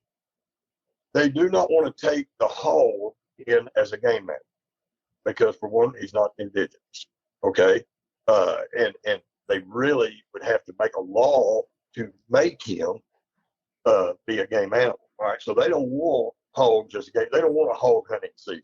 They don't want it. Okay, they don't want to just ignore it and act like it's just going to go away, and it never will. Okay, all right. But here's the thing, and this is what I've told other game wardens this. I've told a bunch of them. I've told them this very thing I'm telling you. If you ever write me a ticket for it, we're going to the Supreme Court, and I'll win. I promise you. Because here's the deal: if they made a law, and I hadn't even looked last few years, to be honest with you, I hadn't even looked. But several years ago, they made a law in the Game and Fish in Arkansas that said that they had to define feral. Okay. Yes. And they said after a hog has been out of the pen for 3 days, it's considered feral and it can be shot, okay, or trapped or whatever. All right. Because in Arkansas, historically, I mean, you could get shot for stealing somebody's hog. Yes. All right. And so we ran open range hogs. So they wanted to get away from that. So they decided that if it's been, 3 days outside of pen, it's feral. All right. Well, for one thing, I don't care how woolly an old Russian, European, I don't care if it's a Spanish mule-footed hog. There's several of them species of these European hogs. Everybody bundles them together and calls them Russian, but they're not all Russian. But anyway, I don't care how woolly that booger is. You cannot see that hog and tell me for a fact it's been out for 3 days. Mm-hmm. Okay, you can't. Okay, all right. Now, if I'm a sheep herder and I raise sheep, and one of my sheep gets out and he's been out for 3 days, I can take my border collie or my kelpie out there and gather my sheep without being harassed in any way. Mm-hmm. Nobody's going to write me a ticket for it because he's not a game animal. He's livestock. Okay. A hog is what he is, livestock. Mm-hmm. Okay. So even if he's out there and he's running wild, he's still considered livestock. Okay. Yes, sir. So what's the difference in me taking my border collie and gathering my sheep or my blue heeler or my Catahoula and going and gathering my cow, like I was telling the story about Mr. Brown, his bull kept getting out. I can take my cow dog down and I can bring that bull home. And pretty much I don't have to fight anybody. But when you go to take a hog and you get a dog after him, then they want to split hairs? No, sir. Mm-hmm. No, sir. No, sir, buddy. I'm glad you put it like that way because, that's the same thing I've been saying ever since I've been around it. And our rule book used to read once, it used to say, upon capture, feral swine is reduced to domestic livestock. Well, absolutely. I mean, because like you said, it's livestock. That's what our law, that was the only law we had. You catch it, it's yours. Right. If you catch that hog in a trap or with a dog or by hand or whatever, it's your pig. Take it home, put it in your pen. It's your livestock. And sure. And that's what they used to do, No, I don't know why it changed. I mean, I can understand the transportation. I can understand a lot of it. I can. But at the same time, they shut it all the way down like that. And then, like you just said, they didn't want to make it a game animal and all that. Well, that's what they did to us and put a season on it. But it's still a non-native species. Right. It doesn't make sense. It said that now it's considered a game animal, but it's also a nuisance. How does that work? It's crazy the way they got these formalities. Well, and it boils down to there's a couple of things involved. I understand the destruction that a hog can do on the environment. Okay, mm-hmm. I understand that, and especially left, unattended. If nobody's out there cutting those numbers down, then yes, they can come in on a hay meadow, 20-acre hay meadow, which for a small farmer, he's got 20 acres of hay. That's his bread and butter. That's right. And the hogs come in overnight and can just absolutely turn it upside down. When the grub worms in the spring of the year are coming up, that hog can smell a grub worm 3 foot in the ground. Yeah. And they're going to root them up, And so, they can go out there and then they divot their fields on. I understand the woes of that. I do. But I do also understand that there's a severe hate for a hunting dog. There's a severe hate for a guy that uses the dog to hunt. All right. Mm-hmm. And then so you wrap that up with the environmental pressures that hogs put on them, then they want to take both out with the same swab. But I got news. 20 years ago, they said Texas had over 5 million head of. Okay, all right, and they in Arkansas they took and they figured a hog could have a litter of pigs every 3 months, 3 weeks, 3 days. Okay, all right, so almost just a few days over a year they have 3 litters. All right, and then if you take into consideration a little old gilt, she can have her first litter. She'll breed by 3 months. Okay, so when that sow has that first litter, by the end of the year, that little gilt has done had 2 litters. Yep. Okay, and if you look at the numbers and give them, and I understand that your wild hogs, we call them, and they're whatever you want, whatever they really are, the feral. They don't have litters like domestic hogs. You don't have a litter of 13 or 20. Yes. They may have 4 to 6. Or something like that. But nevertheless, if you take the average and run it up, in just a couple of years, if you don't, they breed like roaches. And if you don't kill, and Missouri actually done the math on this part, they said if you don't kill 60% of that population every year, it's growing on you. Okay? You're not staying ahead of it. All right? The most effective means of killing hogs is with dogs, or none. Mm-hmm. Or none. And if they would open it up and it not only open it up for hog hunters to use dogs, but encourage them to use dogs, then our hog population would fall. Now, are we ever going to wipe them completely out? Probably not. But you could sure whoop them back to a point where it was tolerable. You can drive, and I know you boys have done that. You can drive through the state of Texas, and you'll see more hogs run over on the highway than deer. Yes. And I've got a boy that I help raise, and the wife helped raise, and of course he hunts my Catahoula dogs, and he was down there pipelining in Texas, and I said, Charlie, have you got a chance to go hunting down there? He said, yeah. He said, but it wasn't like you think. And I said, why is that? He said, well, I asked some of them guys down there that hog hunt. They said, yeah. And he said, they asked me, did I want to go that night? I said, yeah, I'll go with you. And he said, we drove down the interstate. And he said, and we would see hogs in the ditch of the interstate, and we'd kick the dogs out right on them in the ditch of the interstate. Yep. And he said, and they might go 300 yards, and we got them caught. We'd load back up, drive down the interstate, we seen some more. Yeah. Well, if they go more than 200 or 300 yards, and they ran past hogs. Oh yeah. And I mean, like literally, we just done that, and old Charlie's right. There ain't no doubt. It's if the hogs are around, they ain't got to go far. Right. That's for sure. Well, and I of course, you boys know I raised Catahoula dogs. I'm an old bloodline man, but I tell people down in Texas, I said, look, I could take a mediocre dog at best and make him look like no money in Texas. Oh, yeah. For sure. That's well, I know we're probably pushing the time on it. Yeah, I was thinking to say, we're pushing the time on it, which, I mean, we don't have it, but we don't want to burn it all out on the first one. So, I mean, like I said, we'll get on the next one, and we'll just continue on doing this until somebody says stop. Okay. And then then we'll just keep on doing it. We don't care. All right. Well, no, we appreciate you doing it. Oh yes. I've got years of experience doing it, so I mean, we can dip into a lot of that. Oh yeah, and I'm happy with doing it. And hey, listeners out there, y'all hear us. Y'all like the game warden stories, the hog hunting stories, and about the dogs and different things like that. Throw some topics out there. Contact us and say, hey, I'd like for Mr. Raymond to talk about this.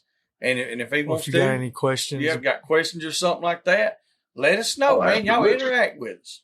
Oh yeah. Yeah, I'd love to field some questions from people if they've got any. I'm not saying I'll have the 100% correct answer for everybody every time, but I'm liable to learn something along the way myself. So hey, there you go. Yes, sir. Well, Mr. Raymond, this was a good one again. Once again, we appreciate you doing this, taking your time out doing it. This just furthers the education and the entertainment. Oh yes. Hey, I appreciate you boys. Y'all have a good. We'll talk to you next time. Thank you, Mr. Raymond. All right. Bye bye. All right, there y'all go. I had a lot of people talk about how much they enjoyed listening to Mr. Raymond and telling the stories and stuff like that. And I think that's something that's missing in our culture here today. It's part of our heritage is good storytelling and history. I don't know if it's missing or if it's just not as expressed. There you go. There you go. I mean, because I know all of us, and like Tyler and I, we were talking about this. I was like, every person I know growing up has sat in a coffee shop or a breakfast cafe or ate somewhere or in a gravel parking lot and talked with old men that they did not know and just had good Southern traditional storytelling. I think that's more along the lines of what I mean when I say it's missing. It's like it's not brought out there. Yeah, expressed. That's more along the lines of what it is. So now we fixing to express the hell out of it. Indeed. And y'all I'm telling y'all, man, we got this thing rolling, and we're gonna steamroll it. We're gonna keep pushing this. We're gonna keep doing this. As long as you guys interact with us, we're still growing. And it takes a lot of work to put these things out. It takes a lot of time. This is what we enjoy doing, man. I've really come to enjoy this stuff. And just want to thank all our listeners out there, and for everybody who's had our back from the get go.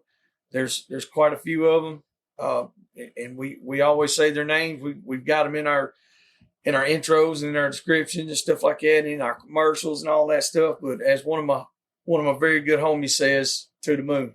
To the moon. That's it. So hey, man, we love y'all. Y'all keep it straight. And if you can't keep it straight, keep it kinky. We'll see you. Thank you. Hope you enjoyed that episode. If there's anything or anyone you'd like to hear on the podcast, or if you'd like to come hunt with us, don't hesitate to contact us at dixiedoggers01@gmail.com.